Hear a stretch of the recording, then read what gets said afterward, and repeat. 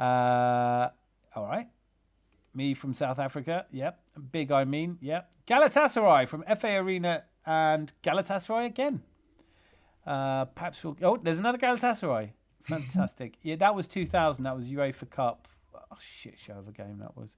I told you Raya has weak fingers because of his oversized gloves. The coach has got to get control of that. Are we ready to sell Raya? I think It's terrible today. that's The way you let that disgusting. goal in. I mean, those are some weak fingertips, man. Oh, little shit. How in the I'm world so does he not angry. stop that? I'm so angry. When are They're, people they're, going to they're, see they're through? small fingers as well because he's nowhere near the ball. No, so annoying. I mean, it was just a relatively straightforward worldie into the top right corner. Like, where are you? Where's our keeper? And Galatasaray again. I think I'm getting bored of you writing Galatasaray, so I might have to put you in a timeout. Anthony, I shall now refer to Zanzi as Zizou. Ooh. He's got enough names. Ooh. I bet that fraud Lee in Spain is moaning is all. I haven't seen him. I know there's some very dull people on who support Arsenal on there. The problem is we never won anything. Yeah, recently. I mean, that is a problem. No one's saying it isn't. Our last trophy was 6 years ago. Of course it's a problem, but what do you want to do? Why don't people go in on Aston Villa for that, by the way? What's the last thing Aston Villa won? Was it the League Cup in 98 or 96 or something? Can't believe PSG got beat this evening. I can't. It was when they 1-0 up and then they lost 2-1. We're not winning last 10 years. Fact. We're not winning last 10. We can't win the last 10 years. Are you, coach? Are you saying that you don't think we're going to win anything this season? Because I think I'll take that bet off you. How much you got and what do you want to bet? Majin! Hey, mate. Brilliant to see you. Coach, what's the last 10 years got to do with this Arsenal squad? You're trying to be rational now. Inter 3 points top. Oh, yeah, that's the other thing. Thank you for reminding me, Gunnar Neil 74. This is a shit Inter side. That just happens to be 3 points clear at the top of, and I shit saw a Inter stat. side. We beat the best of Germany. We beat the best of Italy. Mm. You know, Last year we battered Real, and we haven't played Barcelona, and I'm not wishing that on us. But part of me would quite like to see it. Does anyone remember the Inter of the Champions League final where they got battered? Against That- City, No. They played PSG. against Paris Saint-Germain last season. Yeah, of course. Yeah, 5-1. Yeah. They were like a terrible team, and I was hoping we would get to the final because I knew we were going to batter them, but PSG got there. It was I mean, I think I was just hoping we get to a final because, like, it's final, right? Anything can happen. But I don't watch Serie A, so I don't know that much about Inter.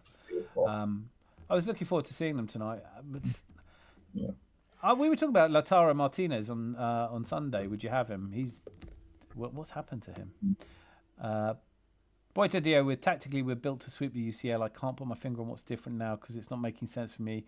Why are we so much better footballistically in Europe than England? I would let me go around the room and get an opinion on that because I've got my own thoughts. May I start with you, Gary? Gary, why are we so much better footballistically in Europe than England? I think because they don't play defense. I think that's the difference. They don't play defense, not the way that in the Premier League they play defense.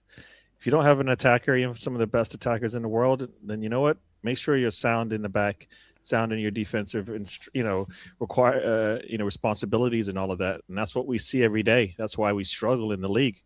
I mean, Wolves give us struggles, right? And then we go out and we go to Inter Milan and we beat them 3-1 with our backups. That's the difference, right? Right there. Go to Nottingham Forest, 17th in the league. Go to play Atletico Madrid. They don't know how to handle it. Bayern Munich. I mean, 3 top teams in Europe, right? We've given up 3 goals to them, and scored about 10, something like that, right? So, we defense. It is. Defense. So to paraphrase, I mean, am I right in paraphrasing you to say that when teams come at us, they leave more space, we exploit it, and we're able to play proper football? Yep, and the English team realize they can't do that. When they do, we can punish them. That's why if we score the first goal, they're in trouble, right? We score the first goal, we come far from getting a loss. That said, I totally agree with you. But there are teams out there. We score the first goal and they still sit back and go, "We'd rather just lose 1-0, thanks." You know what I mean? Like, I've seen that happen as well, where you're just like, "Surely you're gonna come forward now." Nope. No. 1-0's fine. That's good. We're here. We've got to get a bus back early. No. It's, yeah, I totally agree. Zizou, Zanzi Barbarian. What do you Yeah, think? it's but basically parroting what Gary just said. In Europe, teams will attack us. In the Premier League, they were. I mean, Kairat, I think when we played them, their formation is going to be 9-1. Does it matter? Yeah, I don't care what they do because they've not been playing well. You know, they've conceded 19 goals. I mean, Bruges beat them 4-1 at home at Bruges at Kairat today. Yeah, they've drawn one game. Scored a goal, though. Say again. I saw the goal they scored. It was a really good goal. Against I haven't seen a single minute of them playing. I'm really looking forward. I hope they're amazing. No, Benny, we haven't come to you yet. So, what do you think it's? Do you think it's the same? Do you think it's just the teams coming at us? it's the same, but there's also an insane amount of money in the Premier League, which means that the teams kind of just engineer their tactics so finely. They are so finely detailed that players' play style are built to kind of stop the top teams from playing. So you look at the Man Cities, look at the Liverpools, like Liverpool goes Liverpool, yeah, we were saying Liverpool was at home to Burnley and the score was 1-1. Like Burnley Yeah. like Yeah. it's like so much money in the Premier League that you employ the revenue the guys below the top four are making.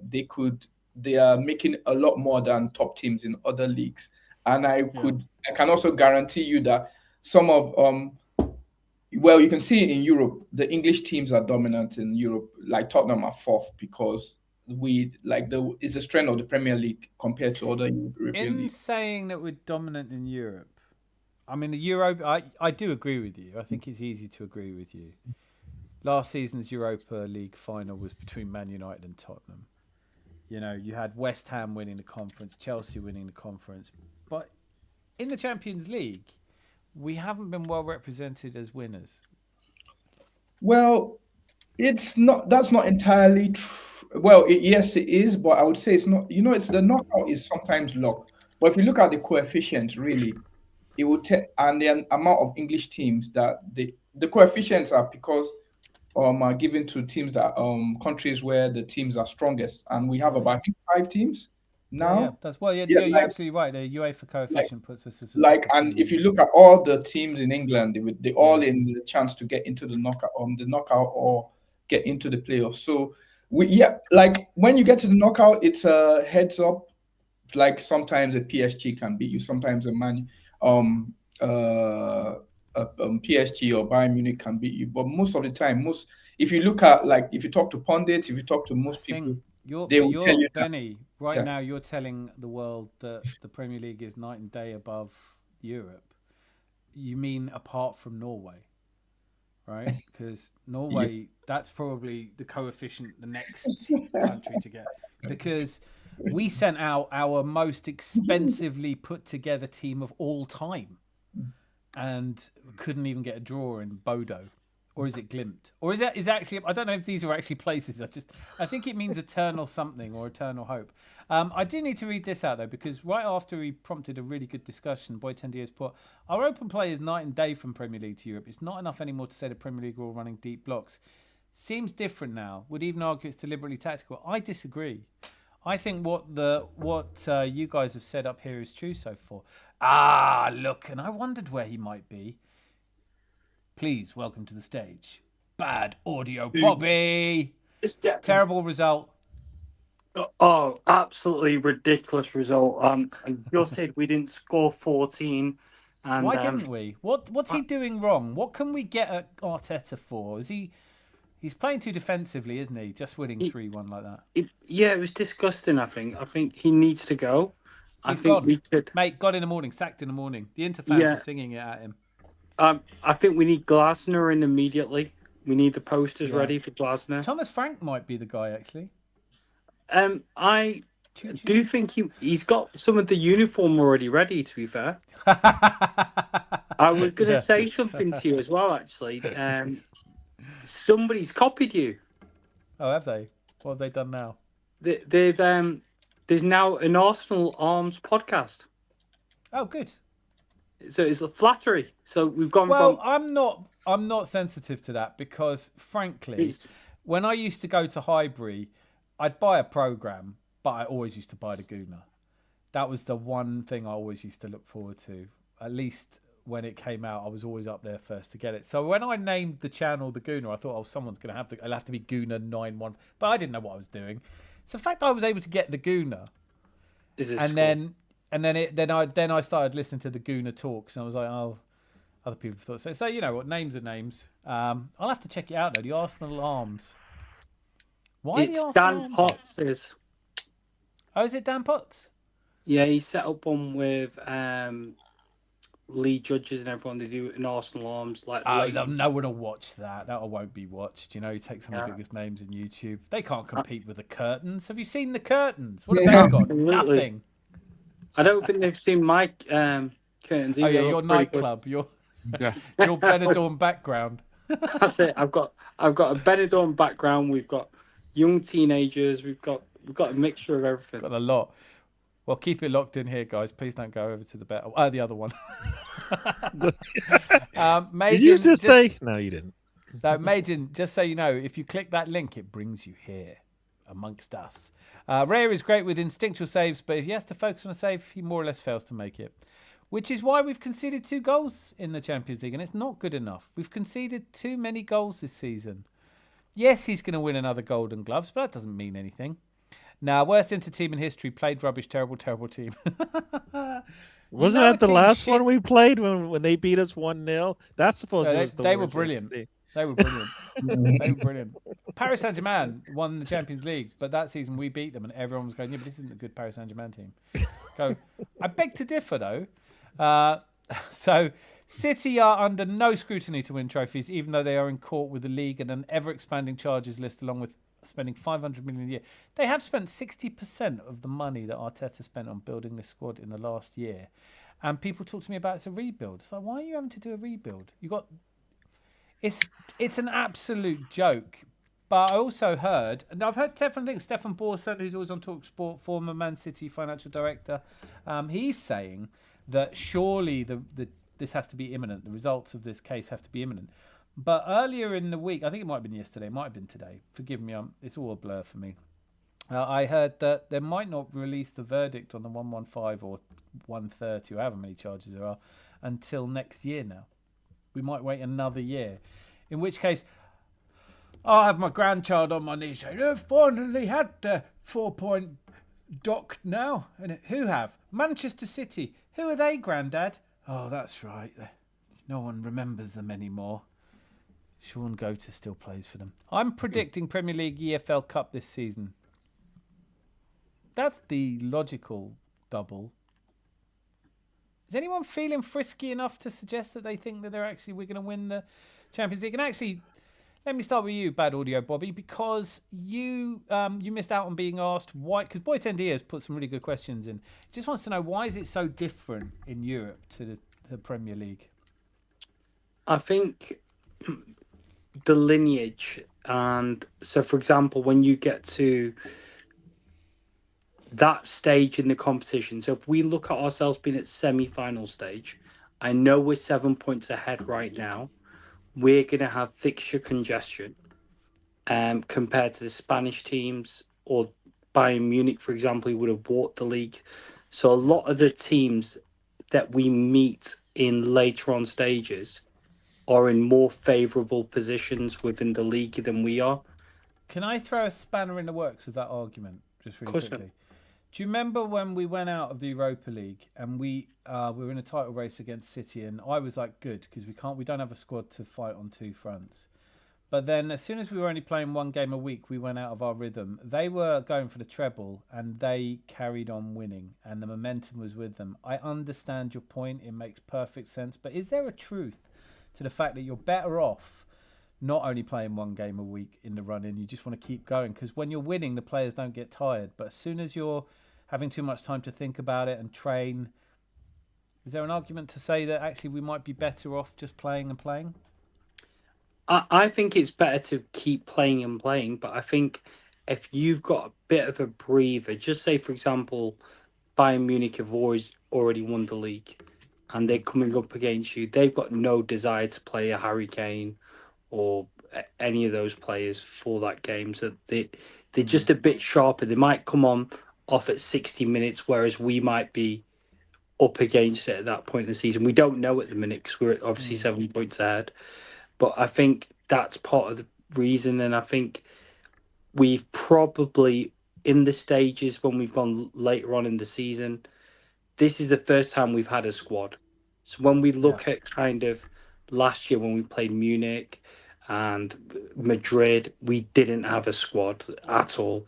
So Marino up front last season, wasn't it? Which I think when we look at that, nobody gave us a chance against Madrid. But the point is, this year we've got a squad. I wouldn't say it's comparable to Madrid or Munich in terms of depth. I think we can beat both, but I think just on paper they've obviously got more built-up squads. But I think we can compete this year. Whereas last year, I don't think our squad had, or any of the previous years, we didn't have an elite European squad. We didn't have an elite Premier League winning team. Not team, sorry, squad. I think that's the two things. Whereas now we've probably crossed that circle that we can compete, even though we got to a great stage last year. And you made a great point earlier as well. You said the two semi-finals we lost, one was to Newcastle, who went on to beat Liverpool in the final. And the other was PSG, who also went on to beat Liverpool in the final. And Liverpool were the most dominant team in England at that point. So I think sometimes we're going to look back at the games we lost last year as well. So I think the worst one for me was home to Newcastle. But does anyone have anything they want to add to that, to this point? Do I have to pick on one of you? Zanzi? No. Thank you. Gary? No. Okay. Benny? No, not really. We're making great content here, guys. YouTube's alive. Right, well, let me go through some of the comments then while you all think of something funny or clever to say. Personally feel Bayern win the Champions League. Yeah. I just, listen, I don't predict cup games. It's no point in trying to do it. Like, we get to the final and I still don't feel comfortable predicting it. It's a cup competition. It's like when these people say, I think we'll win the FA Cup this year. You've got no idea who we're going to play. Like, you don't know. You know, you might get Liverpool away first in the third round, then City away in the fourth. You don't know. There are some seasons it's easier than others. Let's bet a pint. I'm so old now. Arsenal never won €5 since 8 was a kid, and my team never won. Arsenal's not a team you support because you want European glory. But God, what if he does it this season? What if? I mean, look, okay. I'm not saying I think Arsenal will win the Champions League because I just said you can't predict the cup. And I didn't really think we'd win tonight. So it'd be a bit silly if I suddenly started going, oh, we're going to beat everybody. However, we've got at least as much chance as anyone else. And we are going to be in the last 16. And that means that we're only a few games away from the final. And first season in the Champions League, Arteta got quarterfinals. Second season, he got semi-finals. If he makes a final, I'm chuffed with him. I don't care. But there's no reason to think we can't do it this year, which would be ridiculous and absurd. Now, Cole says the reason we haven't won anything is because we didn't win anything. I'm going to disagree with that, actually, because I think that's my job. Hold on, them MFers was in the final last year and we just rocked up with 7 changes and made light work of it. It was light work. You can't pretend that that was light work. It's exactly what it was. If we win the Champions League this year, I'm going to change my name by default to Michael Timber White Saliba blah blah blah Gabby all the way down to Arteta. That's it. So it's going to be about 20 names long.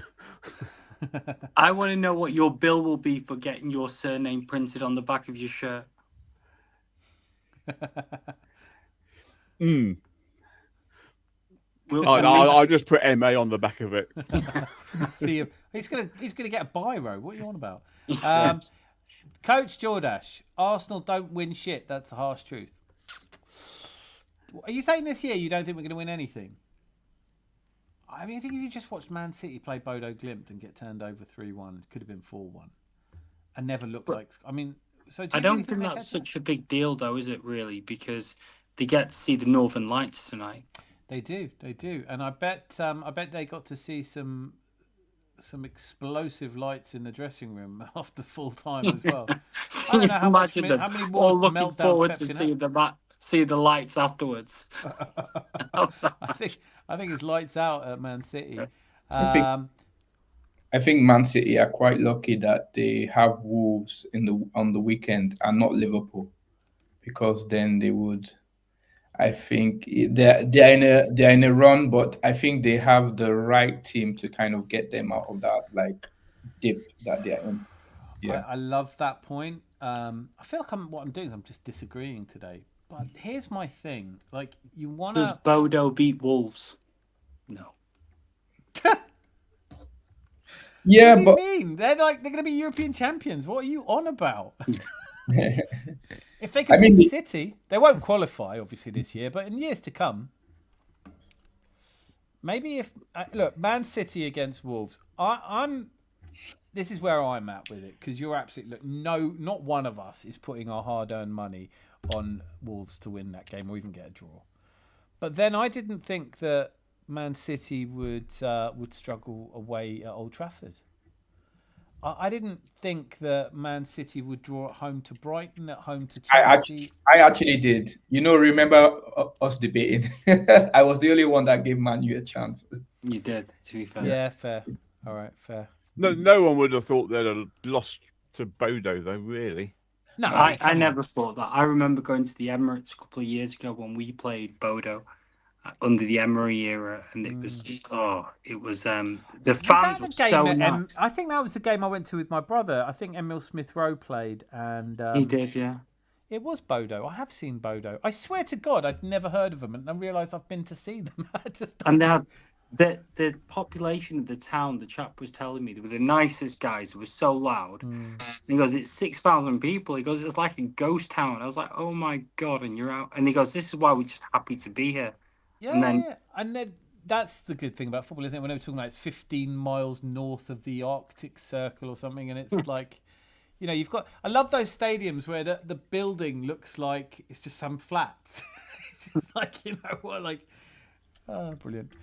We've got Win the Dog. So why is my chat not updating? Do you know what, Majin? Go to YouTube. Stop looking on your phone. Put your phone down. Put it on telly. We're TV stars now. We're not just stars at a small screen. We got Win the Dog. Don't say that, Zanzi. I just tried some. I'm dialing 999s for you. I was so pissed off when I found out that Guns and Yellow Ribbons was took. Is that right? Yeah. Tell them to hurry up, Zanzi. Dan, Mummy, can I have a jam sandwich, please, Potts? Some things just make me laugh, and I don't know why, but that is brilliant. That is what I think of a lot of these YouTubers, when they think like their mum's just going to come in with a tea and a plate of biscuits. Piss off, Mum, I'm doing my really important YouTube. I'm slagging off Arteta. Never achieved anything. Hello. Right, where are we? So here we go. Majin, I think the difference between the champs and the Prem is that teams in Prem will do a lot more due diligence and scouting when it comes to playing us than UCL teams due to domestic. It could be that. I find that hard to believe, honestly.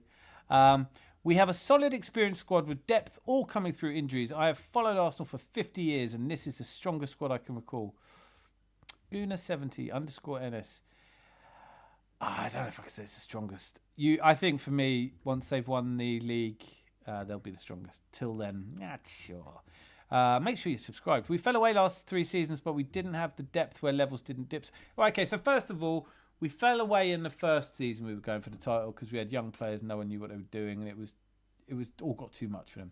Second season, we didn't fall away. We lost it on the final day, but there were a couple of results that really went against us. And I said it so many times before, if we had just not conceded the equaliser to Fulham in the second home game of the season, we would have won the league. So that's not falling away really. That is a split hair between the two teams. This season, I just don't see how you fall away enough. I mean, even if we've like all the meltdowns about Nottingham Forest is not good enough, our teams like don't draw away. It's like it does happen, man. Like it does happen that quality teams get draws. I think it's worth pointing that out to people who haven't lived through titles races, because in 2002 we drew games all over the place and lost at home to Charlton. It does happen. You can't be perfect. But I don't see anyone else catching us. Brady was on your. Brady's from your stream, isn't he? Good to see you here. Big up, gents. Great win. Played with no pressure, so please, for our goal scorers, great to have you here. Please subscribe. Good evening, gents. Hope you're all doing wonderful. 6 changes and a 3-1 win away at San Siro is nothing to scoff at. What a goal by Gyökeres. Feeling groovy. Makuzi, 10:57. Brilliant to have you here. That was a good goal from Gyök, wasn't it? I loved Saka's back heel to him as well. Let me say this as well, because I want to kind of let you guys. There's only a few more comments for me to read out, but let me say this: this was not us at our scintillating best.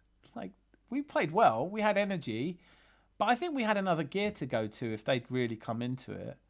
I mean, when they equalised, I was like, yeah, it was good while it lasted. Maybe it'll be a 2-2. Maybe that'll be it now. Maybe both teams will go, do you know what, let's not hurt each other. But then The best thing about Gyökeres' goal was Martinelli's pass. Outside of the right foot. Perfect. Brilliant. He's got, yeah. Oh, this. I'm just going to quickly load it up now so I can see it again. But, yeah, I would stand by the fact that we weren't anywhere near our boss. Gary, is it your bedtime?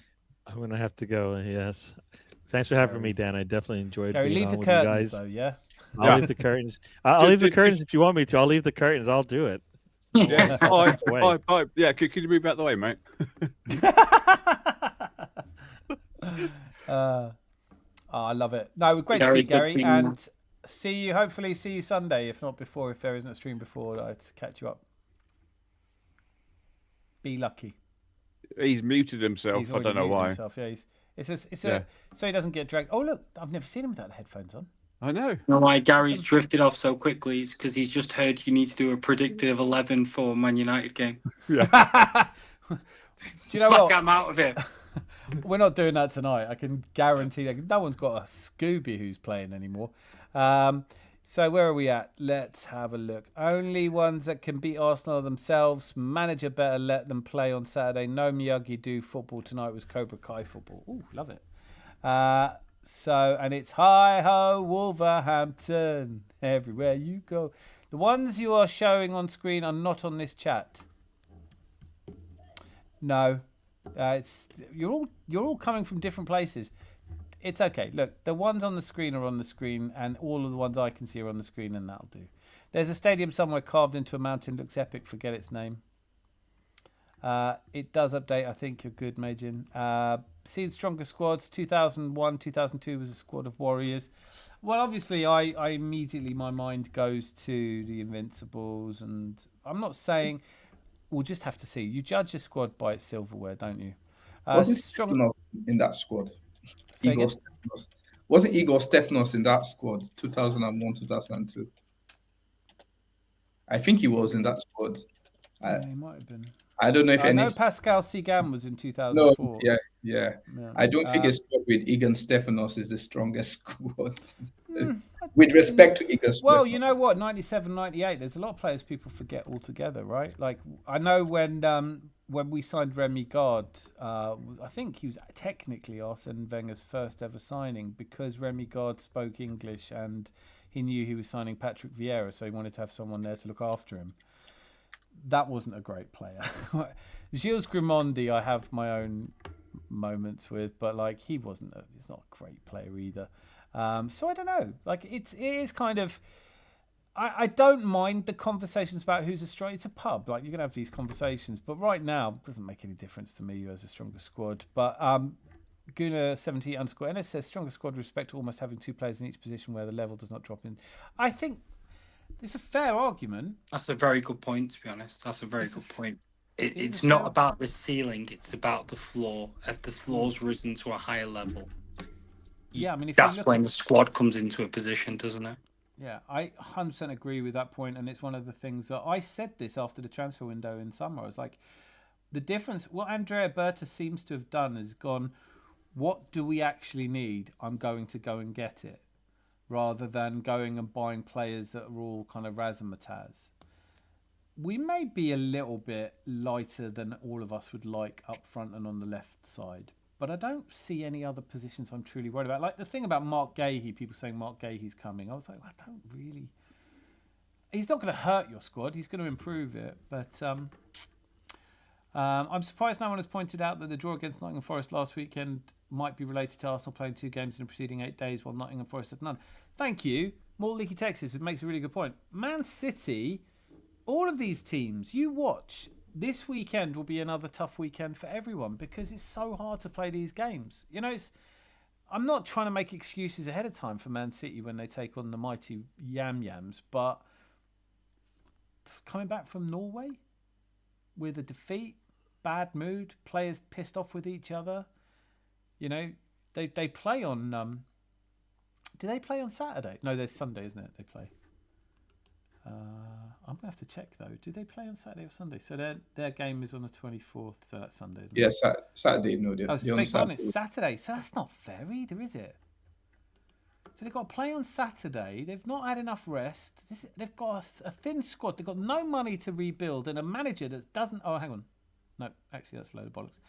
Bosquera's back and Mosquera's back. As far as I'm concerned, it's already over. Good point. I heard that mentioned by Harry Symeou. I think it's fair. People say there's no excuses. There are reasons, though. You are allowed to say it's tougher when your best players are injured. It's tougher when you've travelled a lot. And Pep Guardiola is not short of making excuses anyway, so we will see it. We will see it. Boitendio, Estadio Municipal de Braga, Portugal, carved into a granite hillside. That sounds lovely. Zanzi, Googling again. We didn't see Stepanovs play in the league that season. He was done after the 6-1 United loss. Fucking Stepanov, stop it. I do think in the next few weeks though there is a chance for us to extend our lead, but it depends on if we take it. We do have some hard games coming up. But for Man City, I know they have Liverpool, they have Spurs.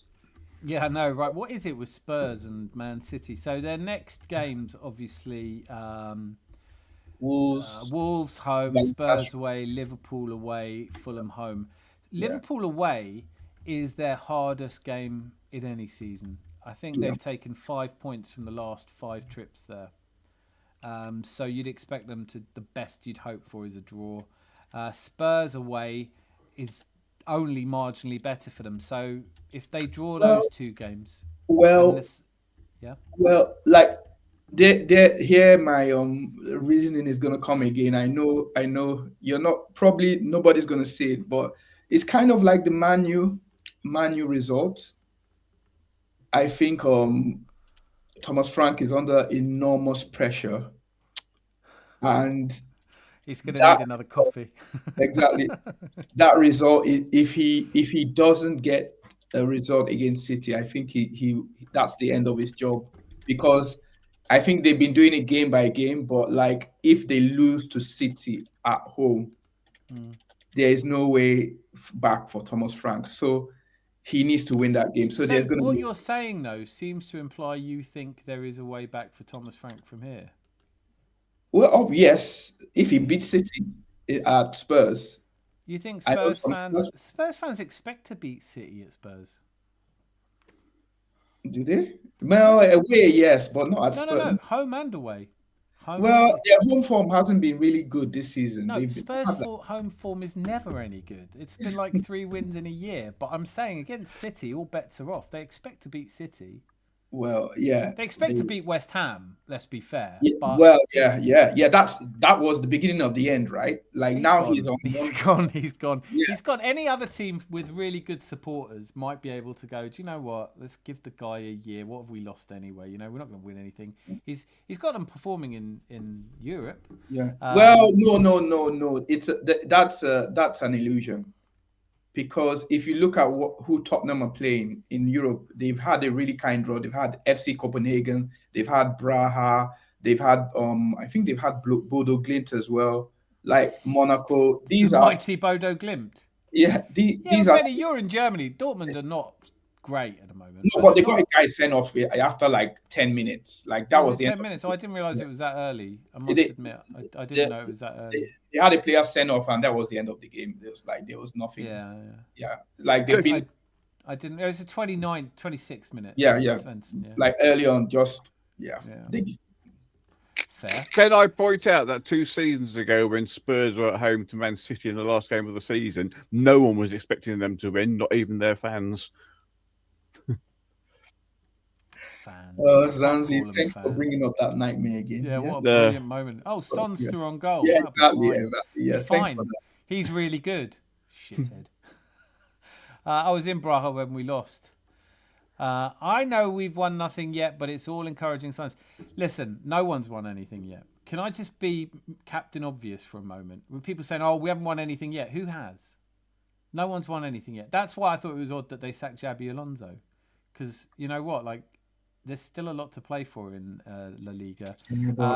Real Madrid are weird. They're weird. I'm never going to like Real Madrid.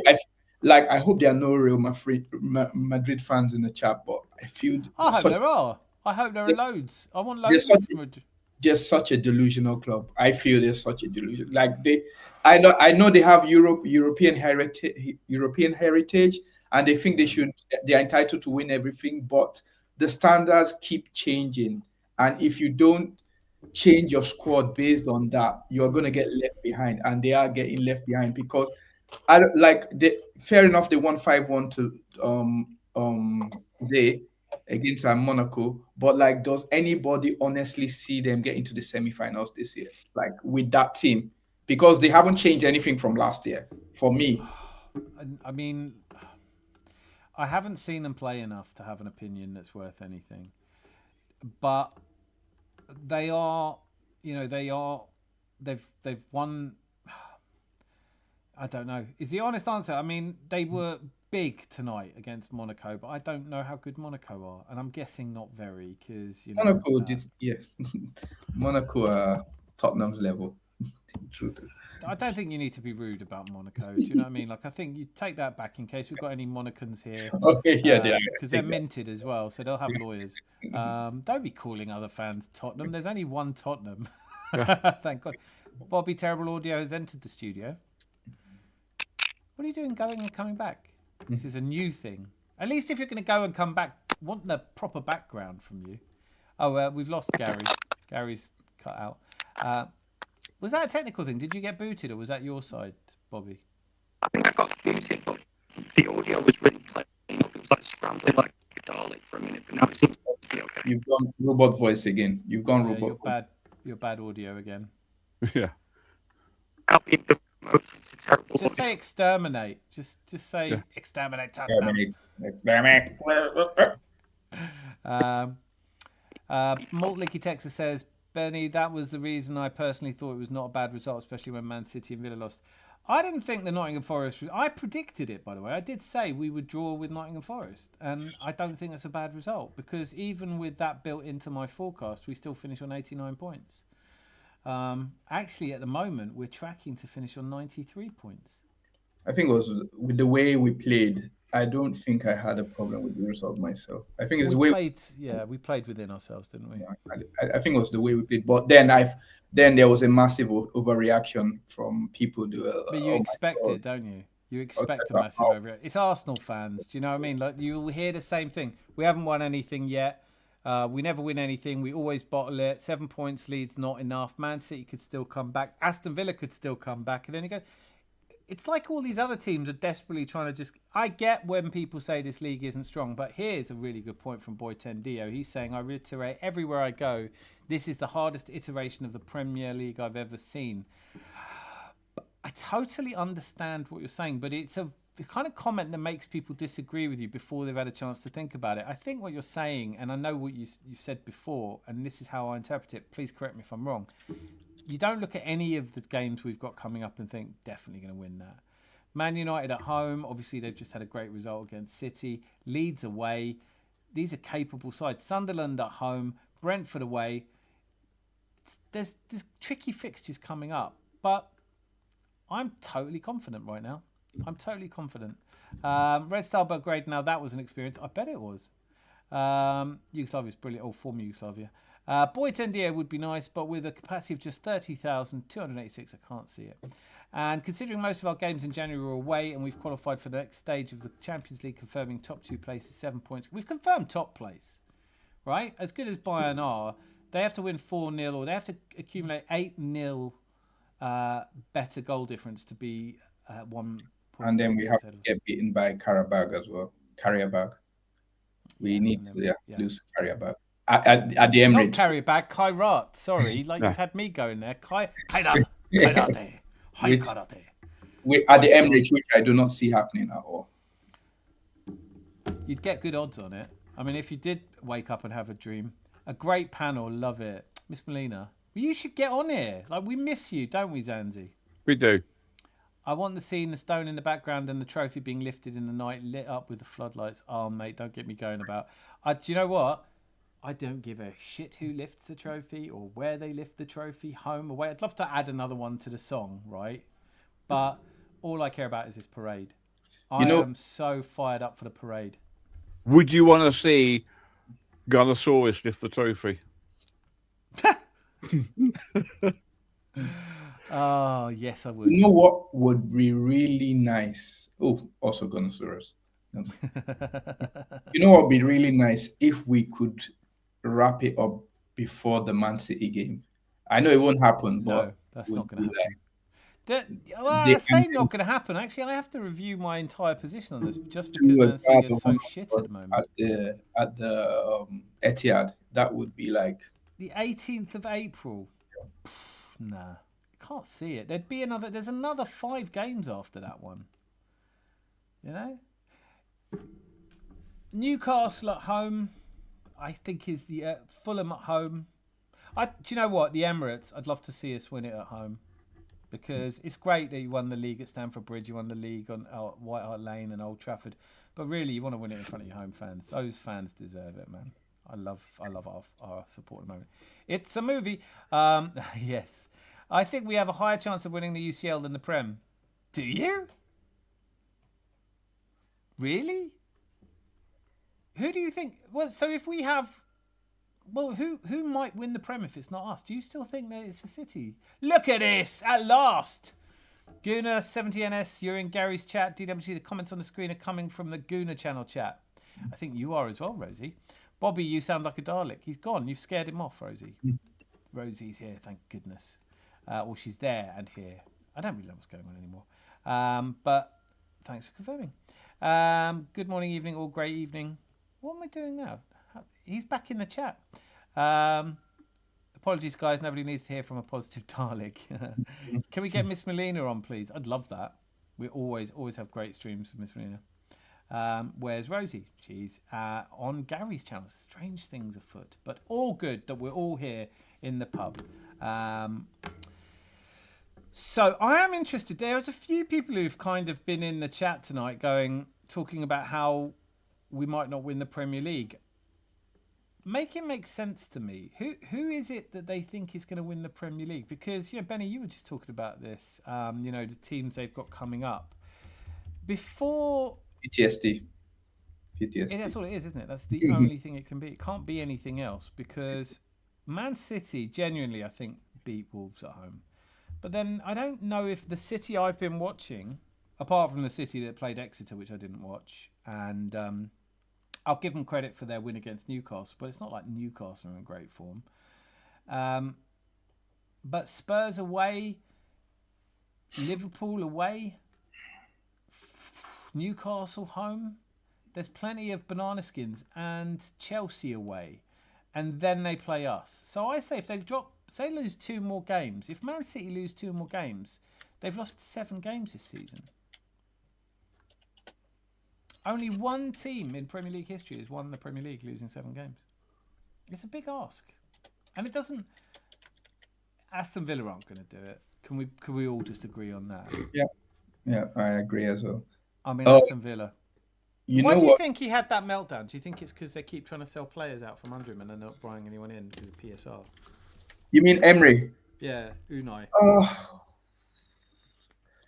I just think he's a shithead, a knob. Sorry, I destroyed your stream. No, you didn't. We're allowed to swear now. It's only the first half hour that you're not allowed to swear, which is why I don't invite anyone on.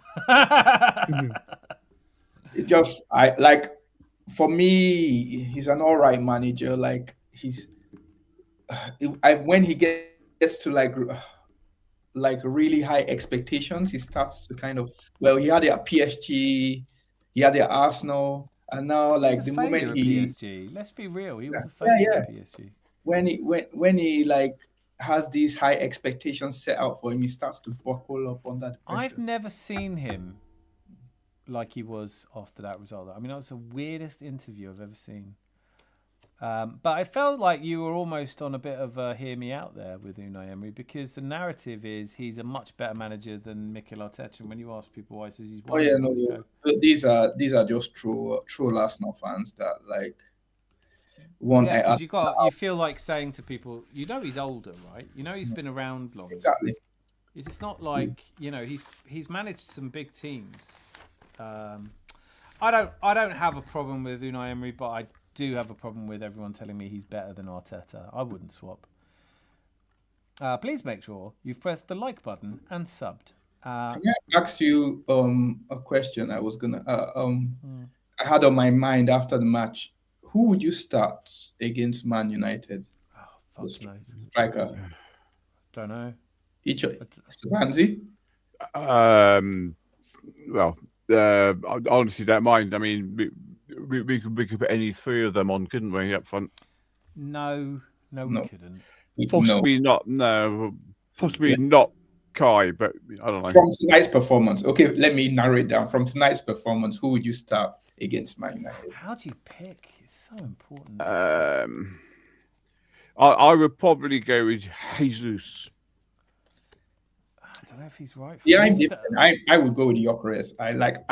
I love Jesus, but like I know what he can do, and I just feel I have so much. Like I've seen him so much that I know what he can do and what he can do. And tonight he was, for me, I don't like. Maybe I'm doing him a disservice, but I don't think he was that great. He did score 2 goals. I know, but like Benny, I've got to jump in there because you're so right. But like when strikers get goals, that's it. It doesn't matter if they're shit the whole game. His first goal was a proper striker's goal. Yeah. From the one where he kind of poached it, it came off his leg. The problem is that, like before Gyökeres came on, I thought the Inter Milan defenders were so comfortable with Jesus. Like he couldn't. They kept bumping him around. Well, it is Italy to be honest, and we need like physicality because Man United are gonna come for us. Correct, they will come for us, and if we are not correct, we will be punished. So I need at least my whatever you call it, my battering ram, to batter their defenders. And if he scored a goal, and I'm hoping that goal was I think it's the best goal he scored for us, and I think it hopefully should give him the confidence he needs to kind of. That's what my hope is, that. Because the goal was, you can see how he celebrated. He was. I don't know if it's his best goal. I quite like the goal against Leeds. The one where he runs in from the left. Yeah, but this one was like he just opened his body and like. No, this was like a proper like. It was like okay, yeah. Even like rival fans were like, okay, that's a good goal. They couldn't. Yeah. Nobody could hit on nobody because he didn't have to run a bit. He just kind of bodied the defender and then just opened his body up and. So what about this then? Because I agree with everything you've said. I think you've made a really good point, and I am so on the fence whether I start Jesus. The argument, I suppose, is exactly what you said. Like, you want him to be bullying defenders when they're tired. Jesus doesn't bully anybody. No, Jesus doesn't, but Jesus holds the ball better. He does, but like from what I saw when Man City played Man United, we need somebody. We are there. Man. I think most people will tell you, or most Man United fans will tell you that when they come to the Emirates, it's going to be a physical match. It's not going to be like, they are going to try and anti-football us, where they will keep the ball or have a low block and then try and counterattack. Carrick is going to try and replicate what he did against Man City in the Emirates. It's not. I'm going to tell you now. It's not going to be anything like spectacular or they're not going to. He's going to do the same thing and hope it will work. I love them against City. I don't know how much the Carrick is gonna. I agree. Actually, I agree with what you're saying. It's usually physical, but we usually beat them. Yeah. There's usually goals, and we usually beat them. And I think we're better than we usually are. We're 28% better as a team than we usually are. So I think we'll probably beat them 4-1. Hopefully. Fiction. Also, I liked what you're doing there with the who do you play out of Jesus Gyökeres, because you're trying to get us to do a select 11 by stealth.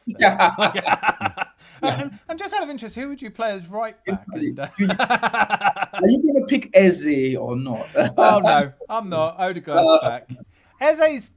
Listen, I don't need Eze to be outstanding this season. We didn't buy him for everyone's so short-sighted.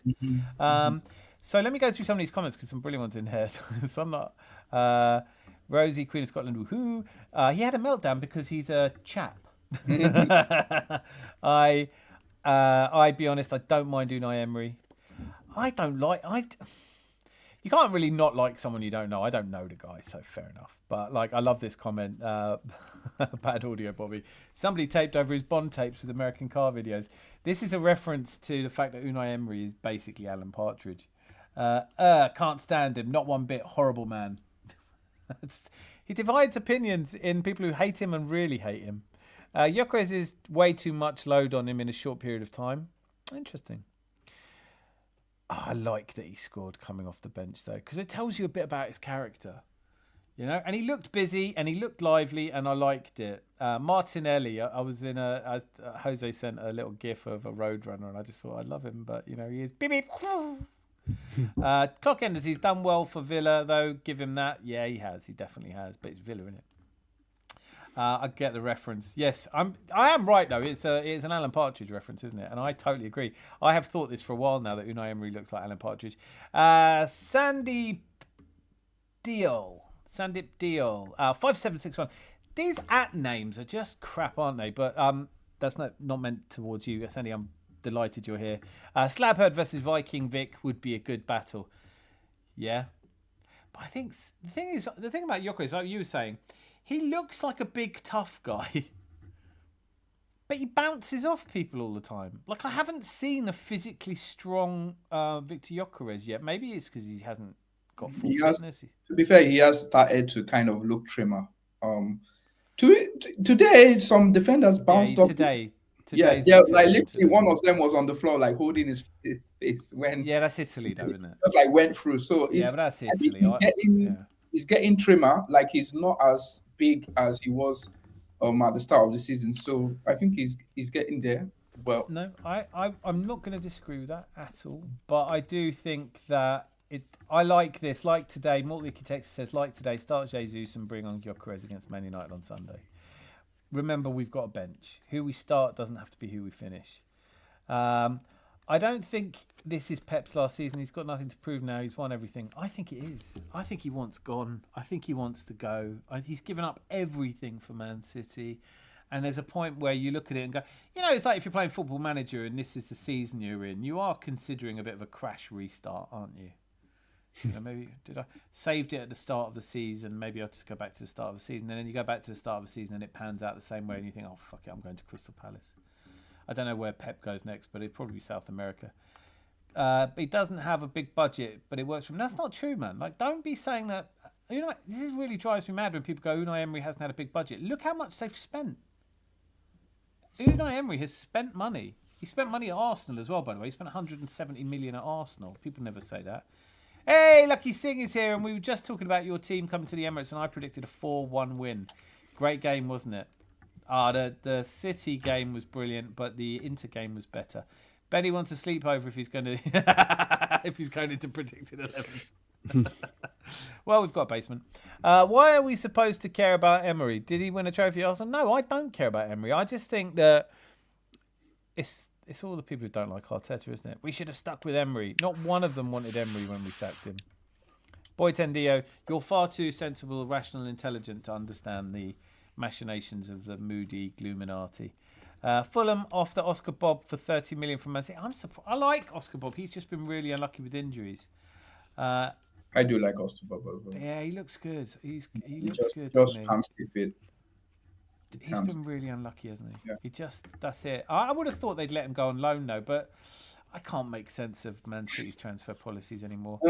I don't know. Well, they've already bought in Semenyo. They have Savinho. They have too many. They need to let some. Yeah, I keep forgetting Savinho, Marmoush, Semenyo, Doku, wingers. They've got wingers. Then they go out. But look at that back line today. I know that obviously they'll bring in Mark Gahey. Probably for the Wolves game, I would imagine he's fit. They need him like now. They need him like now. I mean, I will say that today's defending was shocking by Man City, but I don't think it would have made any difference if they'd had Gahey against Man United. No. I mean, if you're going to give up 6 shots on target, you're going to concede a couple of goals, aren't you? You know who is not playing very well, but you probably know already. It's Rodri. Yeah. Like I was looking at the match, he just like losing his marker, running behind me. Maybe today. Yeah, I think the real sign of that was for me watching him at the end of the Man United game, and he just looked shattered. Yeah. Today, the double sending off was the kind of, when people talk about fatigue, I'm not always talking about physical muscle fatigue. I'm talking about mental fatigue. When you go through it over and over and over again, and you just have to take your eye off the ball for a second in football, and it was a silly second yellow that gets him sent off. Lissandro Martinez, Harry Maguire, Euro got a job to do. Isn't Euro like benched for? Euro got like counting on Euro. I don't think Euro got bodied by. I feel he got bodied by somebody, and then they just like decided to like keep him on the bench for a while. But it's funny, but I'm surprised at Ugarte. It was Rogers. Rogers like. He's another one. Like how's his form at the moment? Because he doesn't look the same player right now either. You mean Rogers? Yeah, Morgan Rogers. Yeah. You know what? One thing somebody was telling me. I was watching a stream, the Big Six, Turkish and like the guys from the other and the Big Steve from the Man City fan made a really good point where he was saying that all these like really good players. He was like, I think he was taking a shot at Eze, but I think it was somebody else. But he said, you see all these like really good players and other teams like the middle teams. It's another kind of level they have to raise when they get to a top team, because they are not in their team. They are the main guy. Everybody passes the ball. They can give it away. They have so many touches. But what happens when this kind of player goes to a team where they are not the main guy and they are not going to get as many touches? This is the difference. You could be talking about Gyökeres there, couldn't you? A good player and a world-class player, because a world-class player will find his way, even though he doesn't have that many touches, because he's going to utilize the ball and use his advantages. But a good player will come into the team and struggle. So he was kind of like trying to like give I think he was either shitting on Foden or shitting on Eze, but he was making that analogy, and I thought it was really interesting to understand when a player goes from maybe a Villa or a Crystal Palace and comes to an Arsenal or a Man City, how they kind of their mentality needs to change. In become a success in that like side. Yeah. And you think it doesn't really start in the games, it starts in the training when you suddenly look around training and they're pinging balls at each other and they're really tough on each other. You know Gabriel trains like he plays. You know that like he's injured enough. He's injured more of our players than anyone.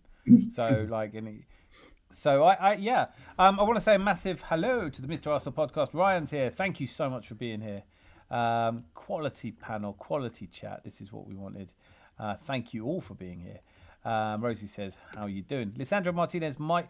Rosie's probably... We're going to have to do a show where it's not football, you know. We're going to have to do a because there are a lot of games coming up and there's a lot going on. I can't wait till we've won some silverware and we can just do some pop quizzes. Gyökeres as a look free for Arsenal. We've got defence strong. Harry Maguire, what fullback? If Manchester United manage another big game... do you want Lucky? Do you want Carrick fully permanent? He's got a great record, hasn't he? He's beaten us already. He's only managed 4 games for them, and he's beaten us. Who's the other one he's beaten? City? Did he beat City as well? Goodbye for Fulham. They love injury-prone players. Yeah. Great to see you, buddy. Hope you're well. The signature: Fulham have a contract with Fulham General Hospital to look after the players 30th season. We'll show commitment. Excellent team. I know we haven't solved the problem of who starts against Manchester United. I don't expect us to. But could we spend a moment thinking about like the team that just went away to Inter Milan? You know? We've got a decent break. It's, you know, we don't play for another 4 days. We've got everyone's happy when you're winning, you're not as tired. That'll be a really good flight home. I imagine they probably stay over tonight and come back tomorrow. All of that. Are we ready for Man United? I know Man United played really well against Man City. I think today was a really good game. It didn't look like they tasked themselves a lot. Like you didn't see anybody like running like 100 miles an hour. I think it was just like a really good like training session for the Man United game. It wasn't like really physically exerting. So I'm happy, and I'm happy that some of the regular players, Declan Rice and Gabriel, came on afterwards and got. Did you? That's a good point. Because Declan Rice got 30 minutes. Did you feel that was a bit long? Did we need him on for that though? I mean, did we actually? Because he came on for Eze, didn't he? He did, which obviously he didn't. I mean, like I don't know. Well, maybe he did, but I felt like it. I keep hearing. I suppose I'm being influenced by some of the Gluminati who go, he's ruined Saka. Saka's never going to be the same player as he was. He's killing. There people have been saying all day. You know, lucky escape for Ethan Nwaneri. Get away as quick as you can. And just think, kind of a shit. You're saying that? Wow. Oh mate, I could. I'll send you links. They're saying it. Lots of them. I saw a panel, and it was funny. I was watching this panel earlier. And it had Lee Gunner, Shane Gooner, Jez, Matty Southern Gooner, who I actually quite like. But you just looked at it and they were all complaining and miserable. And I just thought, what is in this for you? What are you doing here? You know, Kenny Ken, just people who I just imagined for a moment. I just thought to myself, imagine going on a stag do with these guys. Fucking hell, do you know what I mean? Like, hard work. I did like Kenny Ken sometimes, but like because sometimes he does talk sense, but like I just can't take the negativity of it's the agenda-driven format. Like if you've got made a reputation for hating something, you know, like if all your friends like someone and you hate them, you'll go on about them all the time. We've all lived that. You know, someone goes, oh, how could you like him? I don't like anything about him. He goes, he's a nice guy. Oh, and then he comes in with donuts for everyone. I go, fucking typical, isn't he? He's brought donuts for everyone. And then he, you know, saves someone's life. And it's like, yeah, well, I would have done. You know, it's just nothing is ever going to make these people happy if it means by being happy they have to be wrong. They would rather be unhappy and right than happy and wrong, than, you know what I'm saying. Yeah, Arsenal fully favourite against us will be fully committed. Sorry, go on, Betty. You were debating the Nwaneri move. You don't agree with it. I kind of get it. I agree with it fully. I'm like, I definitely don't agree with it fully, but I know it's a niche viewpoint. I think most people can see that he's going to a great manager. He's going to get lots of actual minutes under his belt. Let me put it to you this way. I'm not risk averse, but I do think that building teams, I've built, obviously not football teams, I'm not a football manager, but I've built teams, and I know that you can get 10 of the best salespeople together, right? And build a team out of them, it doesn't work. But you take them out for a drink, or you win something together, or you have an experience together that's bonding, right? When you win the league together, you're bound to those players by some of the greatest moments in your life. And he'll be in Marseille. And they'll phone him, and Miles will be on the phone going, "No, it was brilliant." But he will miss that one. And I'm not here saying we'll win the Premier League this season and we'll never win it again. Maybe we will back-to-back it. Maybe we'll win another one in 2 or 3 years. But the idea that one of our most bright talents should go to Marseille to play 15 games in Ligue 1, which is going to take him some time to adjust and all of that, and miss League Cup final, and a Premier League and the last 16 of the European trophies. It's like it just doesn't make any sense to me. I would, if you wanted him to go on loan, do it at the start of the season, would have made sense. But right now, if Benny, put yourself in Ranieri's position and just imagine. I don't think this is the case. I don't know what the case is, but imagine you don't want to go. Imagine you're Well, boss. that's the thing. If I did, but I'm guessing he would want to go though, because he's probably sanctioned it and said, "I do want to go and compete or like get warm." If this is being driven by 19-year-old Ethan Ranieri, I would like to be his agent and go, yes, you may not get many minutes. He hasn't not played. He's done cumulatively about 500 minutes this season, which is a way down from last season, right?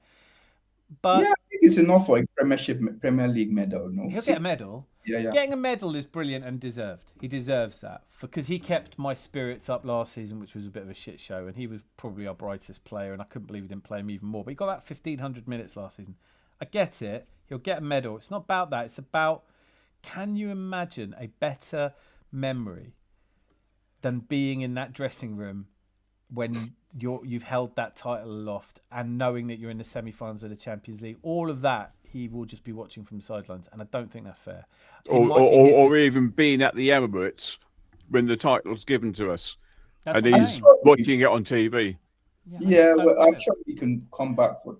Well, I mean, I understand your point, but then there's the like counter like point of he needs to like look after his own career, like, and he wants his own career is a long and fruitful one. We're talking about a guy who is, I mean, Patrick Vieira started to break through at this age, you know? 20 used to be a good breakthrough age. He's a bit younger. He's a bit ahead of the game. I just think let him see out this. I don't like it. I mean, I've made my point. I do understand that it's good for him and developing as a footballer, but I think a lot is made of that. Ethan Ranieri is already a really good footballer. Are we expecting to improve by 20% in the 4 months he plays at Marseille? Well, he's that's not the going to be thing. playing in Europe. He's not going to be playing. Well, you never know. He might be that good that he gets to. Well, okay, actually, no. Is he cup tied? I don't know if he's cup tied. To my own admission here is I don't know where Marseille. I don't think he's cup. Let me just check, because if Marseille in the Champions League, Marseille are in the Champions League.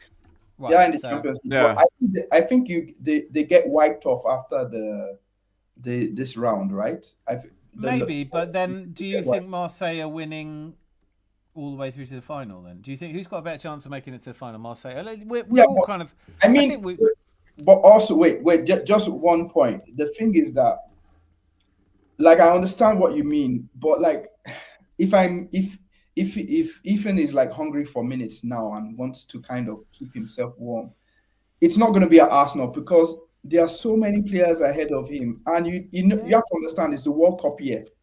It's like all these players. Ethan Ranieri is not going to the World Cup. No. I mean the players ahead of him are going to the World Cup. Right? Yeah, Ethan Ranieri. I'm saying for the record, I don't think he'll get much game time. He'll come on for 10 or 15 minutes here or there. Maybe if we win the Premier League with 3 games to go, he can play the last 3 games. I'm only saying this. I'm saying that football development is about building character. It's about building winners. Our Premier League squad, our entire 25-man squad has one person in it who's won a Premier League. If you were putting together a team that had to win a Premier League to save your life, you would want a few people in there who'd been there before and seen it and done it. Yeah, And sure. whilst Ethan Nwaneri has been part of this process, if he wasn't there, that galvanising, bring everyone together moment where that exultant relief of finally breaking a 22-year curse, if he's not there for that, he will always regret it. You But ever what- gone, like, if you've ever been, I have to say, I've been in a similar situation at work where I had to go to another part of the company, and and there was a huge success, a team spirit, and everyone talked about it. And I came back, and everyone was like, "Oh, you would have loved it." You never feel part of that anymore. And I don't know if is Ethan really pushing to leave? Is anyone pushing to leave? But- Right now?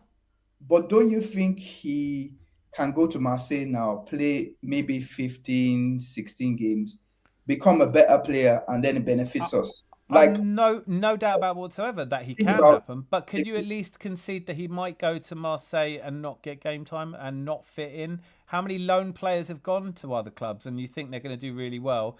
I thought Eddie Nketiah would do well at Palace. I thought Emil Smith-Rowe would do. I mean, then you've got Reece Nelson at Brentford. Sometimes you go and they play you for the first 3 or 4 games, and then they're like, actually, no. Jadon Sancho. but then it's on the player, no? It's on the What's player. Then it's on the player if he cannot, if you. I can't- Listen, it is on the player, but Ethan Nwaneri is going to a team full of people who speak another language. Yes, De Zerbi speaks English, but it's not like a fluency. He's going to feel left out. He's joining a team. I don't think players that join in January are always loved.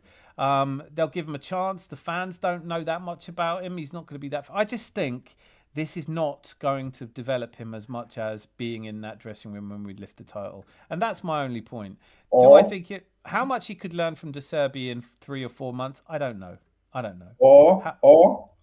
And he could do the Saliba thing and become very good. Or what? Different altogether. Someone else said this to me in the comments. I think I can't remember who it was. I'd have to look at the comments. Someone made a really good point about, look, it was good for Saliba. Saliba had never been part of an Arsenal squad. We bought him for 27 million. There was all this fanfare about him. So, he's going to stay at loan. Then he went on another loan. Then he did another loan. And then obviously all the talk was he's not doing this anymore. We either play him. And then he played him and he scored that cracker and he started the season really well. And everyone was like, right, he's not left since. This is different. This is a player going from a seat for I can't put my case any better. I'm happy that it's a niche thing, and I'll be happy for him at Marseille. If this is what he wants, then I'm not, who am I to tell him not to do it? But I'm going to rattle through some of these because the chat is here and they're the best. I think if he Santi, did give me go, sorry, I didn't mean to interrupt you. Let me just get through the comments, otherwise I won't catch up with them. We've already gone past the 2-hour mark. Dan looks like Zinchenko is off to Ajax on loan. What opinion would you buy him, and how much do you think we get for him? I don't think we get pennies for him now, but we'll come back to that. Gluminati, you need to trademark that. I think I have. You named the worst panel possible for the. That's the actual panel that it was. I promise you, it was Kenny Ken, Jez, Lee Gunner, and Shane Gooner. I was like, fuck. As in Millie, Gluminati panel is pointless right now. Borderline stupid position to hold. Probably is a stupid position to hold. Yeah, absolutely. Glazers out. Fan don't like Lee Gunner. No one does. Even his family. Gluminati t-shirts are needed. Yeah, I've got a little Gluminati video loading, by the way. God, why are we so frustrated? But they care so much about the players' well-being. Sick. Yeah, I know, right? They're always like the last bastion of their complaining is, why is he overplaying people? It's because they're footballers and he's playing them at football. It's not like he hasn't sent them into an MMA match, has he? But almost done now. Coming back to you in a second, Zanzi. Why always Lee Gunner, Shane Gooner so angry about so many things? I don't know. I would guess it's because they're not getting the cuddles they need. I would guess that. Small cocks. That's another potential. I'll let Nwaneri go out on loan. Ethan's been the weakest player. He needs a loan. Misery loves company. Very good point. Well, ultimately, we can only hope this loan move has a positive impact. 100% agree. Frankly, I think the fans talk too much about Ranieri. Ergo, it's better to be out of a club somewhere without spotlight on. That's a very good point. I've made my point over and over again. Ranieri is competing with quite a few players for a place. Too many, definitely. If the plan is not to loan Ranieri out till the end of next season, then I frankly consider it half-baked. Will scoring a fantastic goal against a top-level opponent hopefully give... Jose, I really hope that it does. I agree with that. I think it will. I think it gives him confidence. I think it'll end some of the conversation around is he good or not. He's a good role model in Greenwood. Oh, God. Shit, I forgot Mason Greenwood was there. He is, isn't he? I mean, what's he actually done? Scored the 5th in a mauling of City and a goal against Preston. Played some nice, safe passes. He's clearly got talent, but he's not up to standards of others. He's having a bad season. So's Miles Lewis-Skelly. It was you, Clockenders. I thought it was. Surely Ranieri must be going to Marseille willingly rather than reluctantly. I don't know, mate. I honestly don't know. And Mortley Texas, yes, that was why we can't get rid of Reece Nelson. So, sorry, Zanzi. I hate doing that. But I'm now caught up with the chat and I can't wait to hear. Just before you do, though, I'm only teasing. Sorry. Right. Picture it like this, because not every player wins anything. So we're currently top of the Premier League, 7 points clear. Champions League through to the next round. Semi-final, League Cup, 90% going through. And Ranieri goes off in loan. When he comes back, everyone's going to be talking about, oh, we won this, we won that. Look at this, look at that. I can remember many 40 odd years ago, but where I was working, I was transferred for a day to another one of their premises because they were short on cover. When I came back, they were all talking about an accident which had happened out on the main street, literally just outside our offices. And I was there thinking, shit, I missed it all. And then about a week later, I was transferred back to the other place. And when I came back, they were all talking about the fact that in the park, which is just down the road from us, there were 2 sets of school kids. There must have been 200 of them there, all lining up against each other for a great big fight.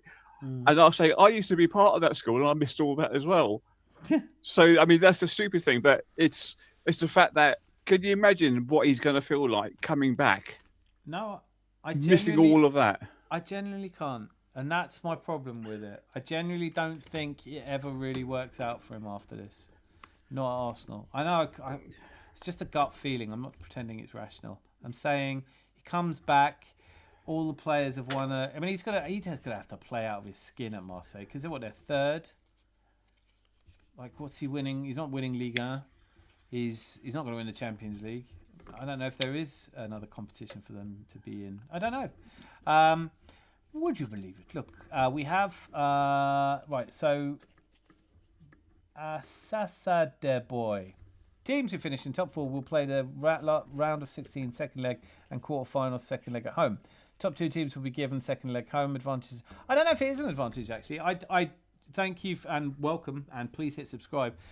It is obviously an advantage. They have built this in to make it of some value to finish in top of the league because otherwise it doesn't really mean anything, does it?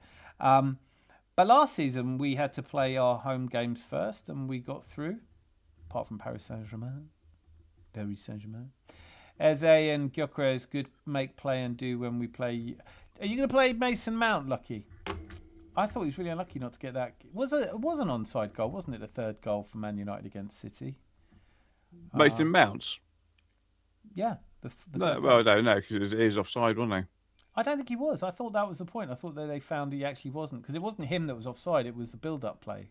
Yeah, it was whoever passed it to the right-hand side. Dallo? That player there. I think Dallo was the one. Yeah, he was offside. But then when he what I'm crossed... saying is I heard that they got the lines wrong.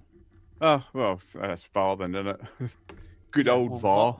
VAR. Who doesn't love a bit of VAR? I'd like VAR in a national lottery. You win and then they go, you've won 17 million. What? We're just going to check. Hang on. Oh, sorry, you didn't get anything. It's much more fun this way. Didn't Keown get loaned, sold, bought back, and still won it all with Arsenal? Yeah, he did. Well, actually, he left. He didn't get. I'm trying to think. Maybe he did get loaned. Yes, but he went to. Then we finally bought him back from Villa because he was a shit show at Villa. But for all the time, you could say it worked for Martin Keown, but I can give you a lot of other names it didn't work for. VAR is dog shit. Thank you. Very well said. So I think I don't think I've changed anyone's mind on the whole Ethan Nwaneri thing. I think there is clearly, however, it isn't a done deal according to Mikel Arteta. It's unlikely that Ornstein and all the others. I mean, it's one of those stories that everyone's been talking about. It's unlikely, and then of course Arteta said we are discussing it with Marcel. It's unlikely that he's not going to go on loan. But part of me, if I was his dad, I would just say, don't miss this. You'll never live this again. Yeah. Even if we win the league next season and he's a part of it, this is the first league in 20... This makes heroes of these players. Declan Rice becomes a hero. Bukayo Saka, these are all heroes. Trossard wins the league. You know, like some players who... Jesus gets a winner's medal. Finally, doing it. I don't know. You can imagine it in 80 years, 80 years time, 60 years time, and he's there with his grandkids, showing off his Premier League medal, and so you say, "Hey, Grandpa, what was it like when you picked up the trophy?" Oh, well, there I was in Marseille. Yeah, they faxed it to me. Yeah. I think sometimes I'm too romantic about these things, and I might not be taking the business view of it. Business view of it is he trains under Roberto De Zerbi, and he's obviously tactically astute. I don't know how much you learn in these 3 or 4 months. I don't know I don't know if Marseille are really going for anything. They could, in theory, win Ligue 1. I mean, I think Luis Enrique and Paris Saint-Germain, there's something going on there. But they're third. And they're 8 points off the top. And I think 8 points off the top is a lot to overcome. I don't think But personally speaking, with Nwaneri, I would stay to the end of this season. And then if a next year. loan was option and Marseille still wanted him, go on loan then. Yeah, that's what I'm saying. Go on loan anywhere. There's a number of teams. Yeah. Give him a season elsewhere. He's got all those memories, and he goes when he comes back. Yeah. I've kind of been put off loans by some of the experiences we've had. I know Jack Wilshere had a good loan experience. You can always point to some people having good loan experiences, but by and large, once they get loaned, they're gone. It'll be interesting to see how much game time Ethan gets as well. Where will he be playing at Marseille? That's a really good point. Like, we're all kind of assuming he could walk straight into the Marseille team, doesn't speak the language, doesn't know any of the players, apart from, and gels straight away, and he becomes like, who's he most like? I think he's unique. I love Ethan Nwaneri because there aren't players like him around that much. But Foden, they always used to say that Foden should get loaned out, and City were like, nope, he's staying here for a reason because you get to work with Pep. I don't know. Do any players have medals with both City and Arsenal? Yeah, Kolo Touré.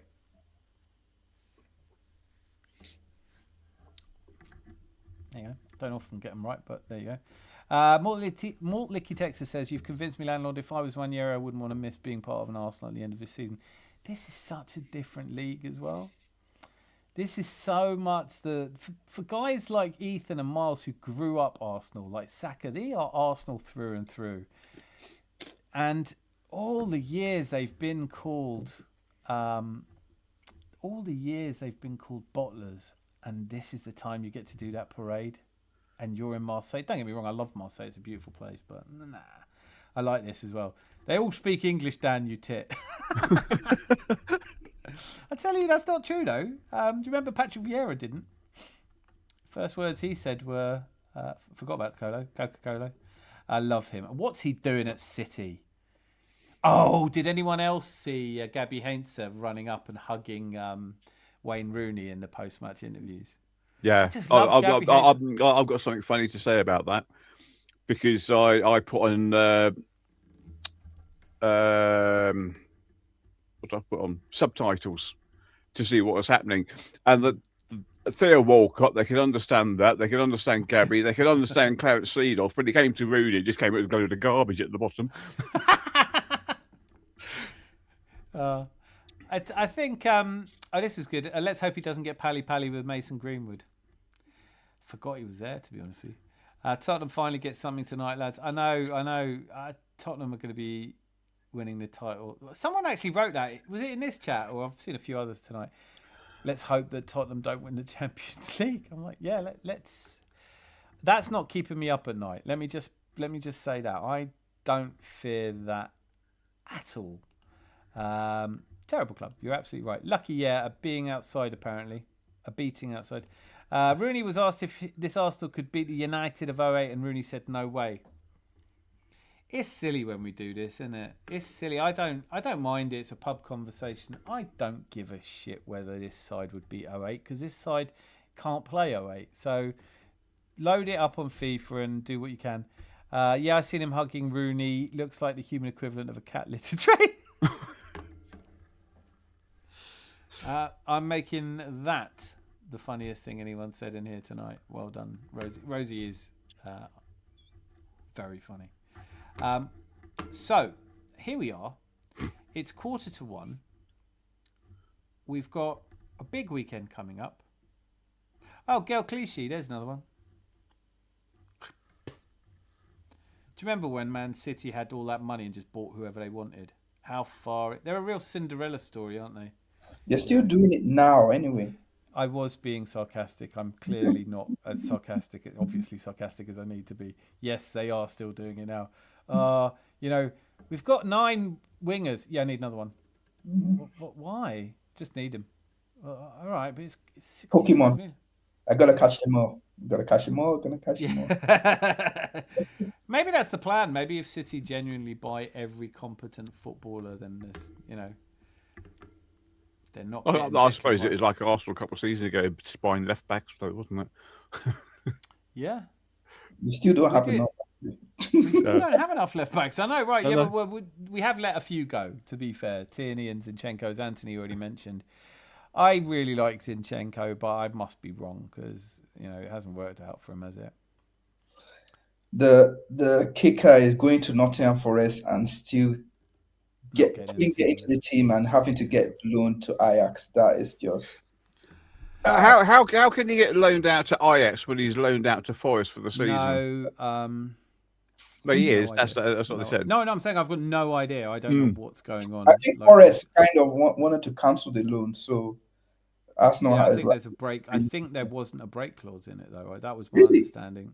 Yeah, well, that's what I heard was they couldn't break the clause, so maybe they've done some sort of deal around it. But yeah, because he's not getting into the Forest. I don't think he's started a game. He did. He has started. I've definitely seen him play. I think it might have been a cup game though. Let me just check because the thing is, I actually really like Zinchenko.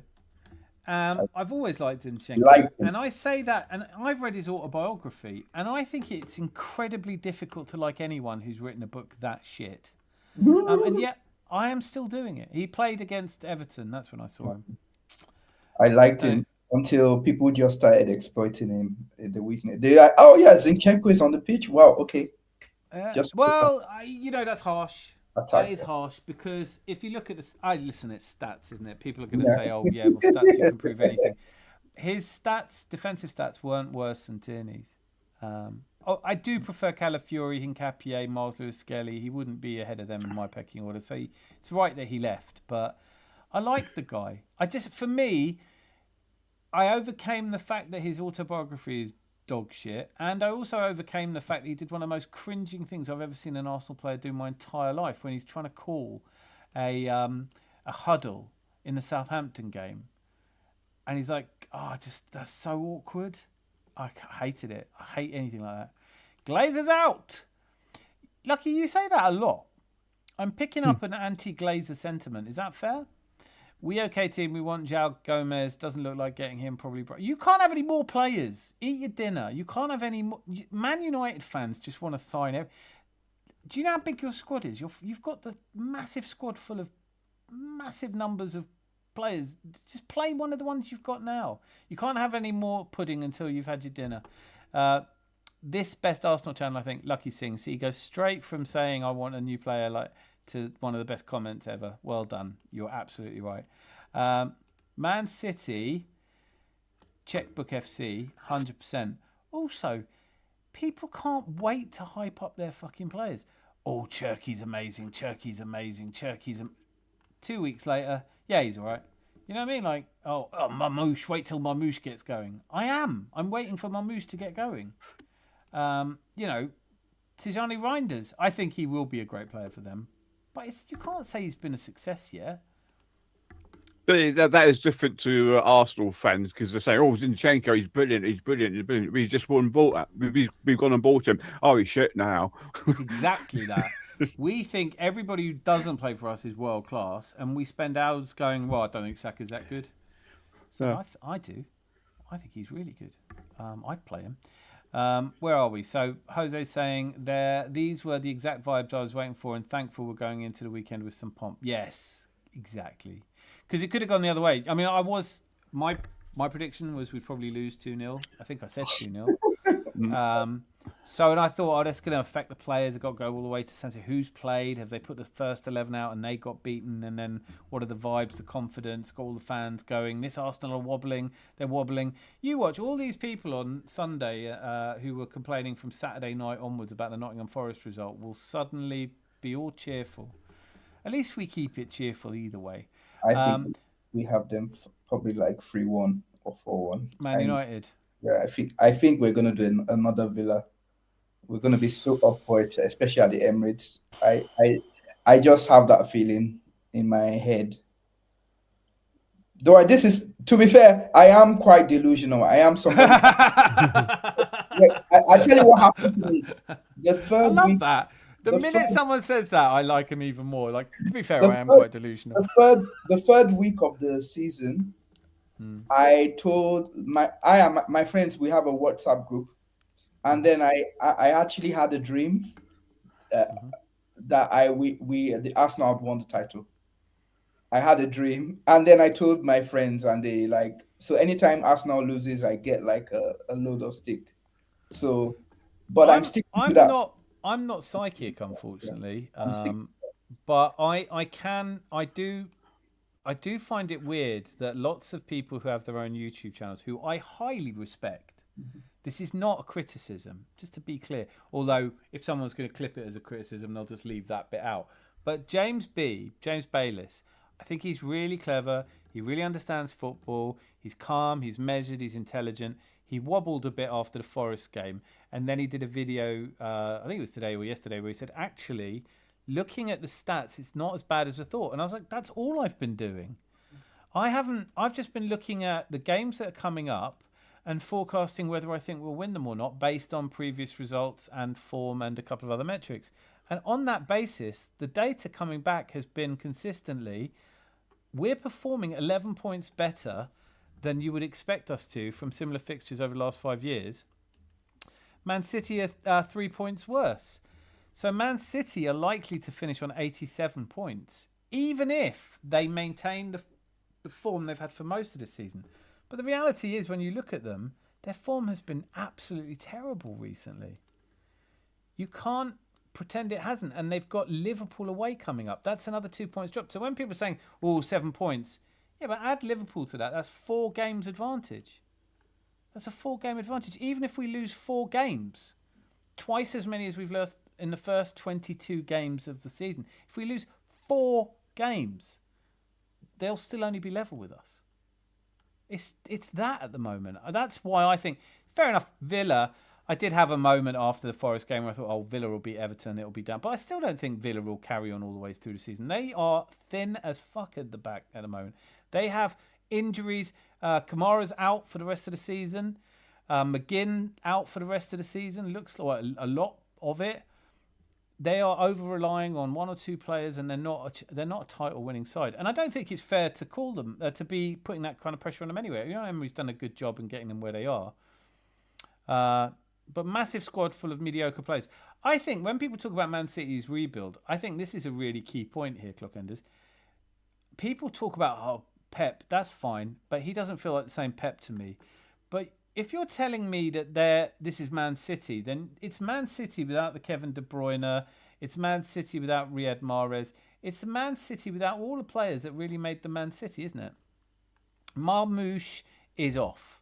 They don't want him anymore. That- Cherky does look good, but he's not Kevin De Bruyne. Tijani Reinders, I really had high hopes for him, and he started really well, but he's obviously not making the team. Like, Pep doesn't know what his first 11 is. You know, that's a really good point. But people keep saying, "Oh my God, City have this winning mentality that from yesteryears that they've been in a title race." And I'm like, wait. How many of those players have actually been in a title race? The whole of their midfield is new. Donnarumma, not with some of them have, but not with City. So Half- Donnarumma hasn't. Yeah. Kyle Walker's gone. John Stones is on the injury bench. Rodri is not playing. I don't even think he's on the bench anymore. I think he's in a villa in Spain. I don't think he's anywhere near a treatment table. These players that they have do have the ability to choke because they've not been in a title race before. Can we just go through today's lineup, right? Let's just go through this. Ait Nouri was playing at Wolves.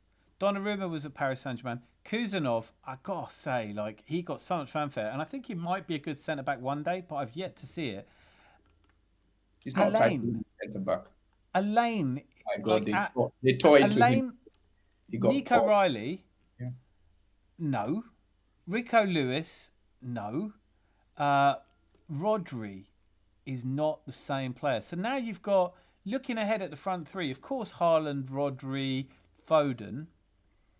But Foden, in fairness, on his day, he just looks so good. But I think he's had his day already. I think it was against Brighton. What was the last good game he played? He was shit. He was shit again today.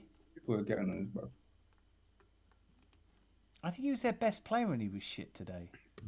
Actually, no, I think Cherky was there. Oh, Cherky was there, but sorry, Cherky was there. No, Cherky is good. Like, somebody's telling me Cherky is 6 months in. Like, he's a good player. I'm just saying, no doubt. I don't understand where this title winning mentality is. I completely agree with your point because they don't know what it is. They don't know what it is to play fair. There's a really famous British sitcom called Only Fools and Horses, and there's a character in it called Trigger who's famously very stupid, and his job is a street sweeper. And there's a scene with him and the main character who says, "I've had the same broom for 22 years." And the other character goes, "You've had the same broom for 22 years?" He goes, "Yes. So I've changed the handle 7 times and the head 5 times, but it is the same broom." And that's why I think with Manchester City, I'm like, you could keep talking to me like they've still got the same players. They had captains everywhere. Rodri, Kyle Walker, John Stones, Kevin De Bruyne. They had battles for title. Who's their captain now? I think Rodri was the captain. Rodri hasn't played. Yeah, Rodri is the captain. Yeah, but he's not playing.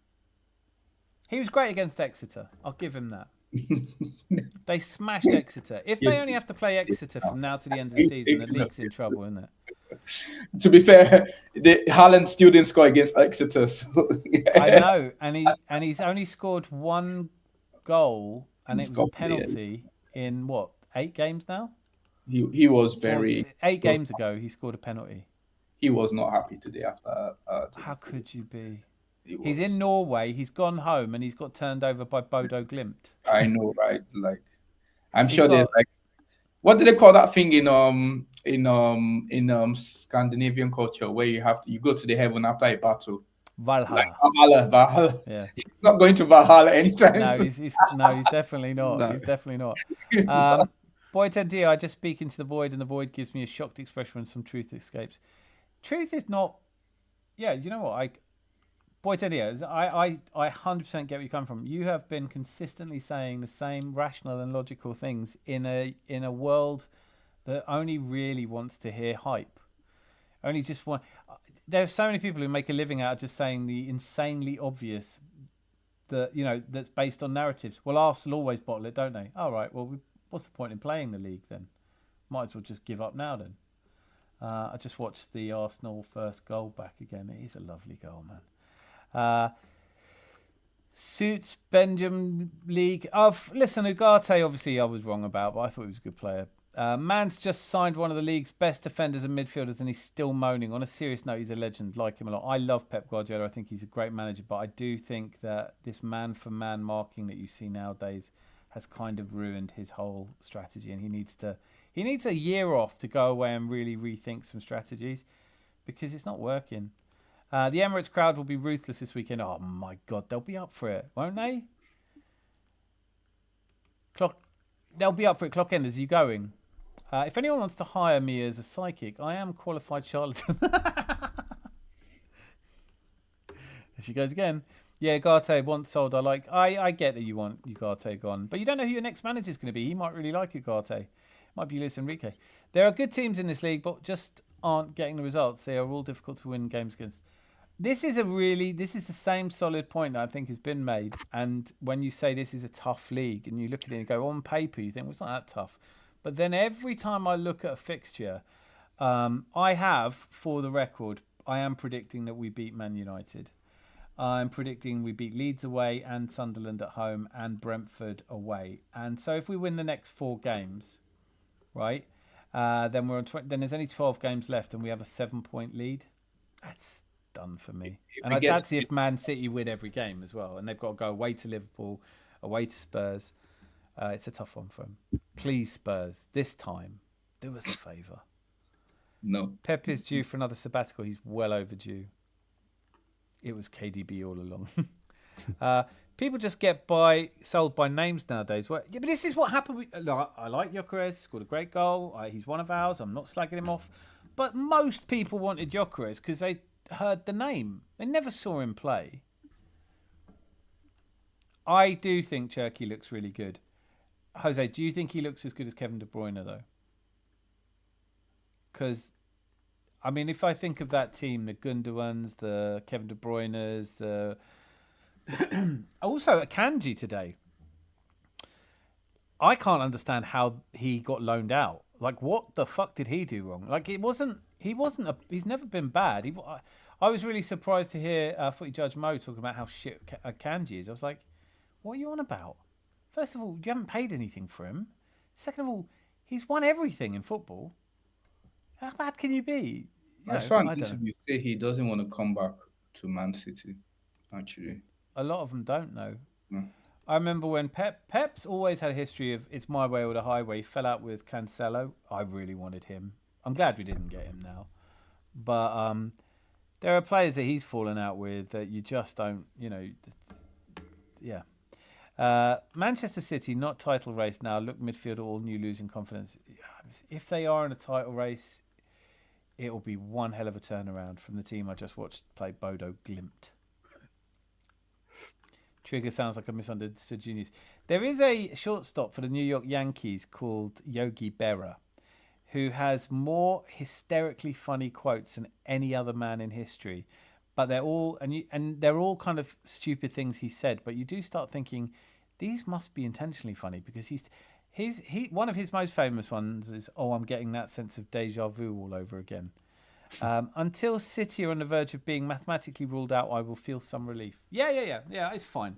It's all right to not get ahead of yourselves. We've waited a long time for this title. We're not going to lift it up in February or March. So everyone get on board. It's 3 months away at best. And just make your peace with the fact that not every game we play till then is going to be a win. We might get beaten in the League Cup final by City.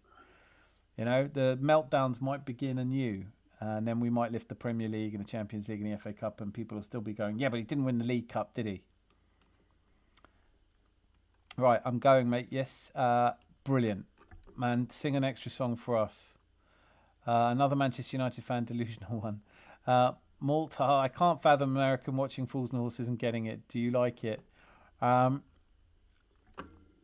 It's a weird one, only Fools and Horses, because I think it's just hysterically funny, but like certain comedy doesn't cross cultures, does it? And then in Germany, obviously, they don't really have comedy. So just checking you're still awake, Benny. You there? You're muted. Sorry, I'm back, but somebody messaged me. Yeah, don't. Aren't they watching you live? Just tell them I'm on the telly. Unfortunately, mate, my fan base is arguably worse. Oh yeah, here we go. Can't have meltdowns about a trophy they started to never care about. I know. It is just that, isn't it? It's like, all right, let me put it to you this way, Zanzi. Our jobs are on the line here. We've got to think of something to be pissed off about right now. What can you come up with? About Arsenal. Right.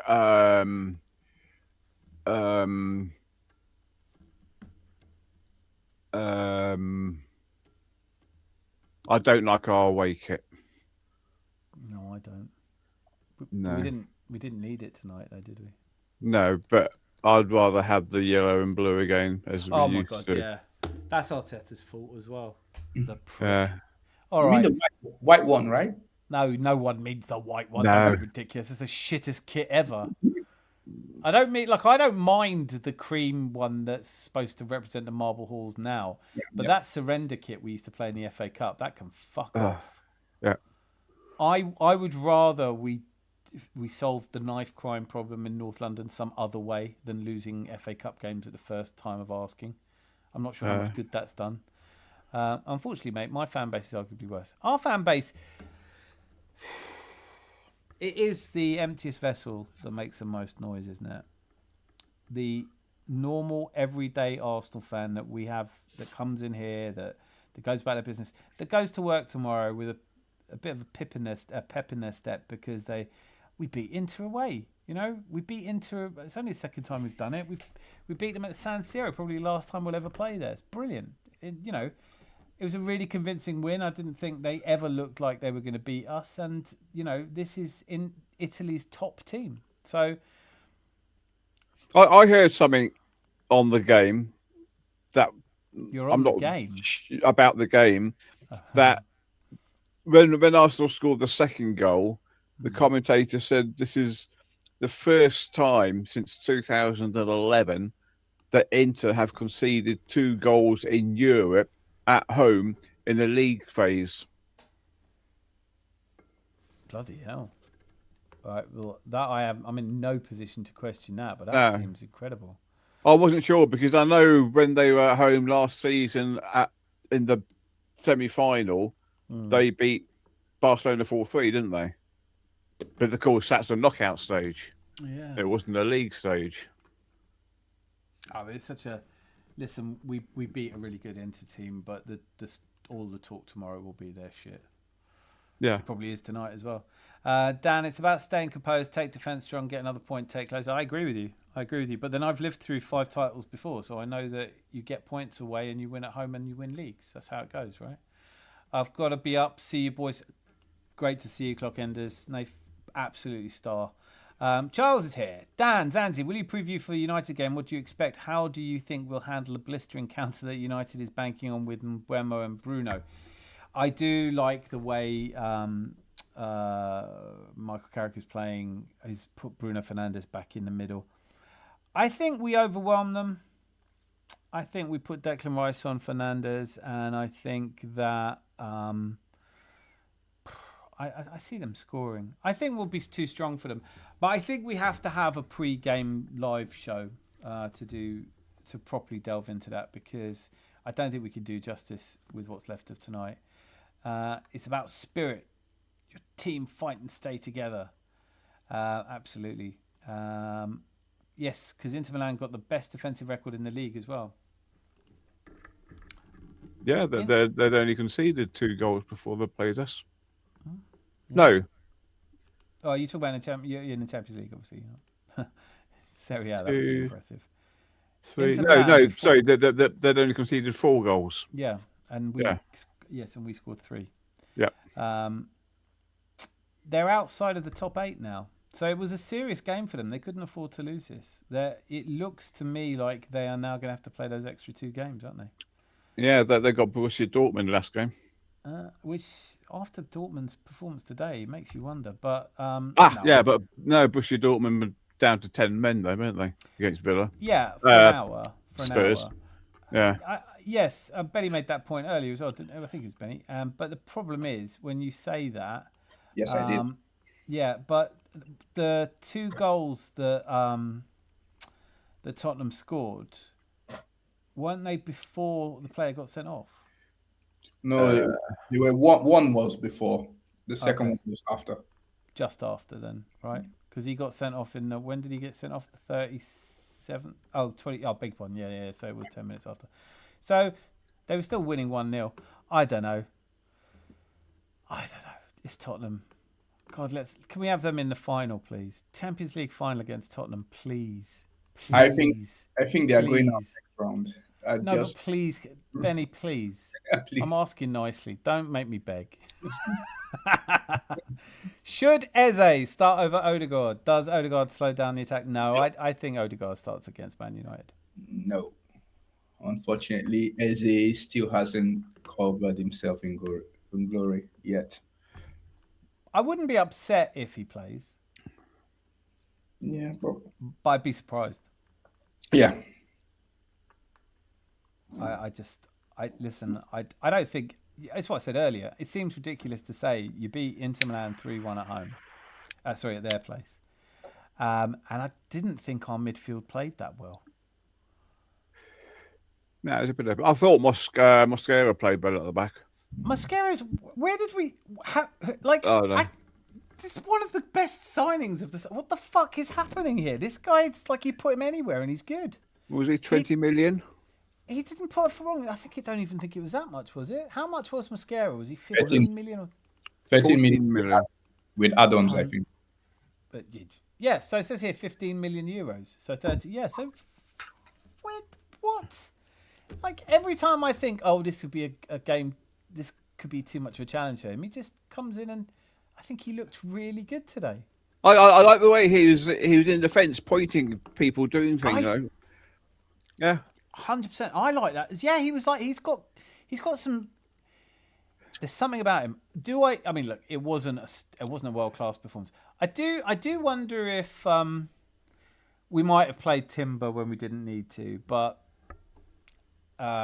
across that, Saliba's had a lot of minutes, and Gabriel. I mean, like, what do you want to say? Like, we went there without Declan Rice, Odegaard, Gabriel Magalhaes playing, without we went there with Zubimendi, Eze, and Marino in midfield, and we turned Inter Milan over we played better against them than we played against Nottingham Forest. No question about that. I know why we played badly against Forest. I know why we played badly against Liverpool.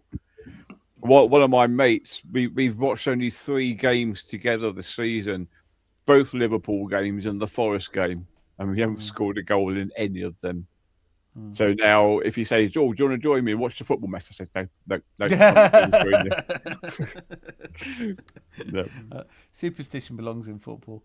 Okay. Charles with a good question. Rooney said his former Everton friend has a lot of aura. Did you hear that? I didn't hear that actually.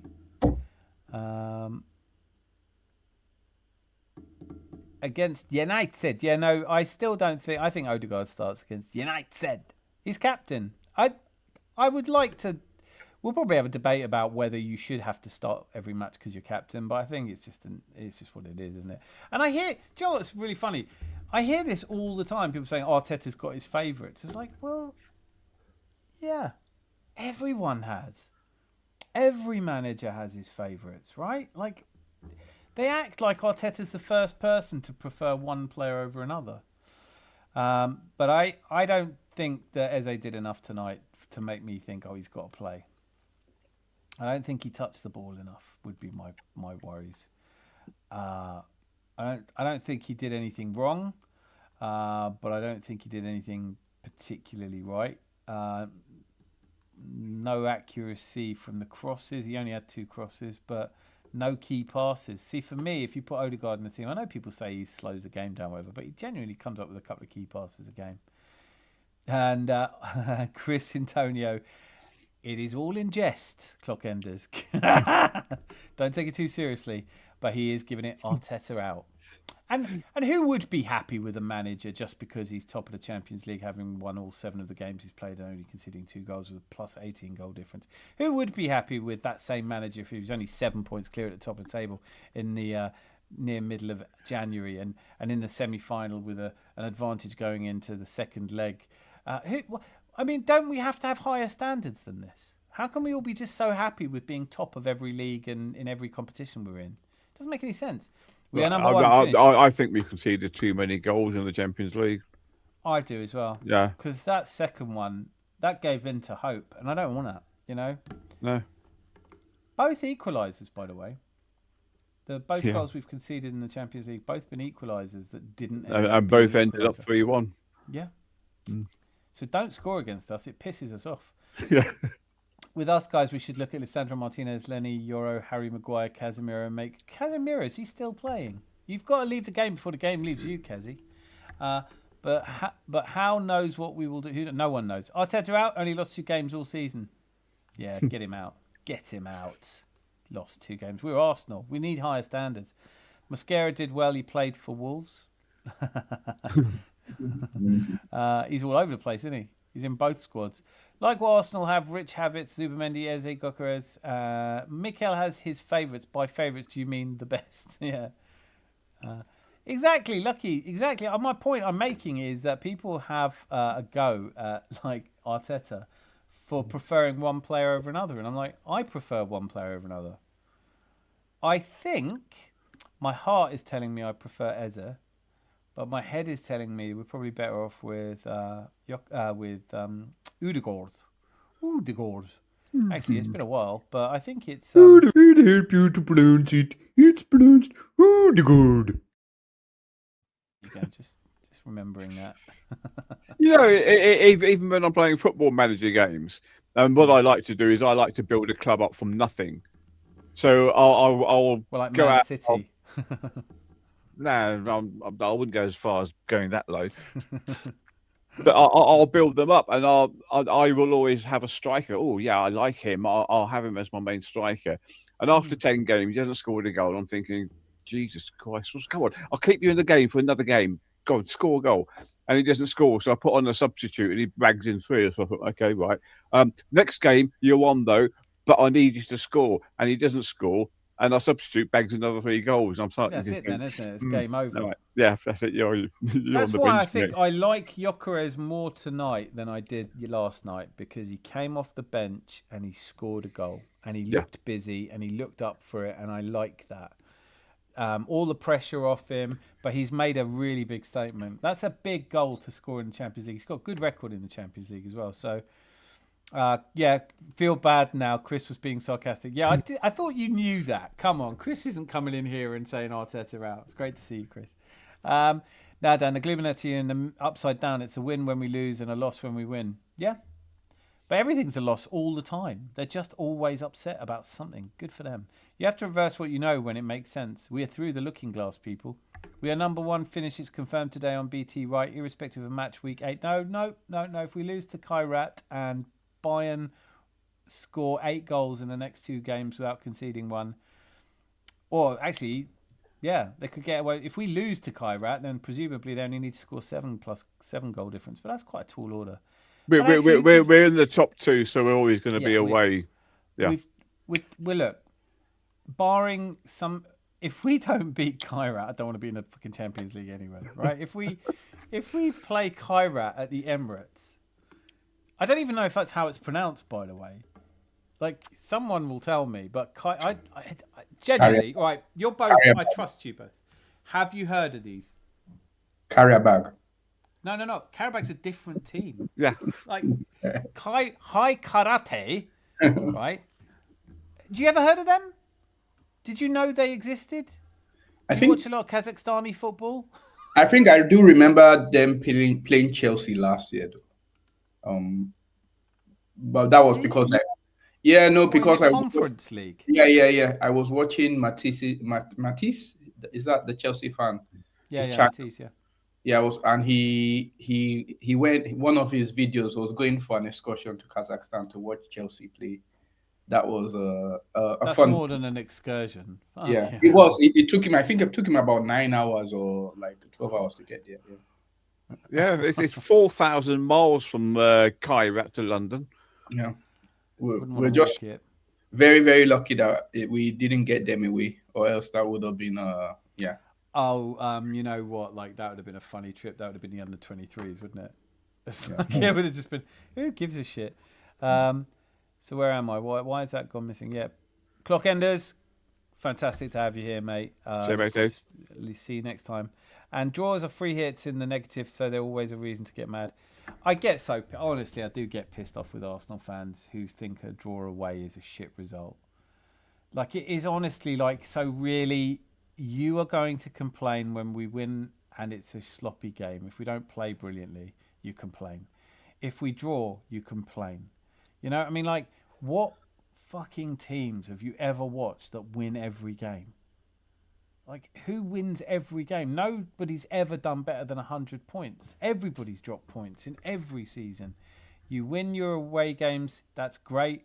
But all you need to do is get a point and win at home. And look, who's beaten us at home this season? KDB played so many games endlessly, and I never heard anyone talking about him needing a rest. Yeah, but then there was the 9 months he missed through injury. Not even City fans.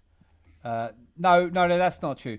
Like, I can tell you, Boy Tendio, like, the game management of Pep has been better than Arteta's to now, because he's had a season. There are hardly ever Manchester's, even Rodri doesn't play 4,000 minutes in a season, and Declan's on track to play more than that. You do have to rest footballers to get the best out of them. You have to rest anyone to get the best out of them. Well, I think we will have Pio Esposito from Inter Scouted. Definitely like the look of him. What about you, Dan Zanzi, the Guna channel? Listen, I haven't seen much of Inter. I saw them tonight. Well, I didn't even see them tonight, really, because I just didn't fancy it tonight, did they? I thought I had some of that in an Italian restaurant one day, but maybe it was wrong, actually. Pio Esposito. Never heard of him, to be honest. Spanish. He doesn't sound Italian. Oh.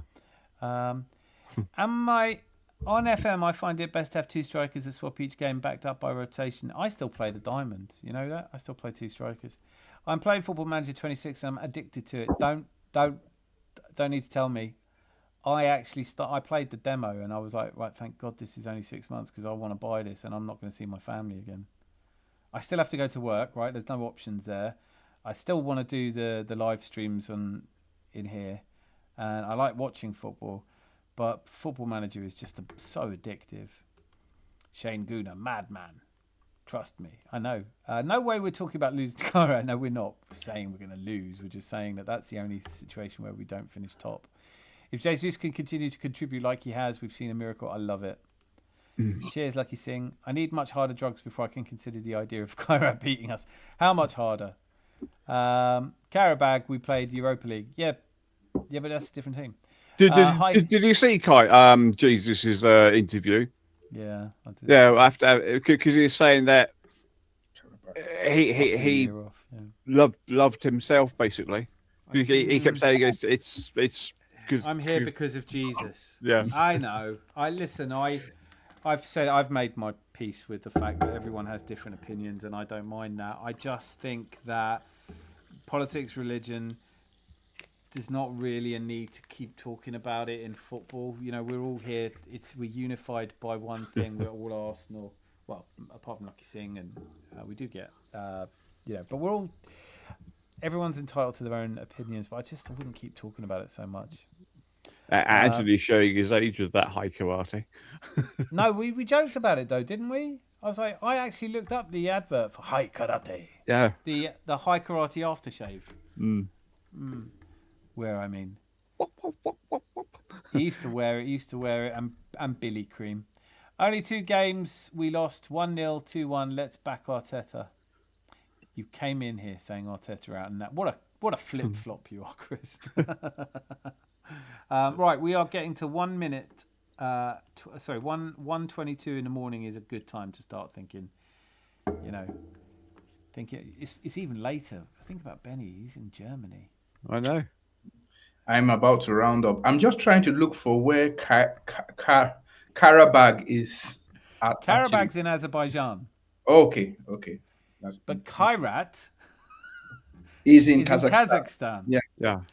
They are different teams. Both teams are in the Champions League. They are. It's as far west as you can possibly go in East. Yeah, in Kazakhstan. I mean, to be totally honest, I thought Kazakhstan was in bloody Asia anyway. You know what? I have really good geography of Europe because I was a travel agent when I was very young.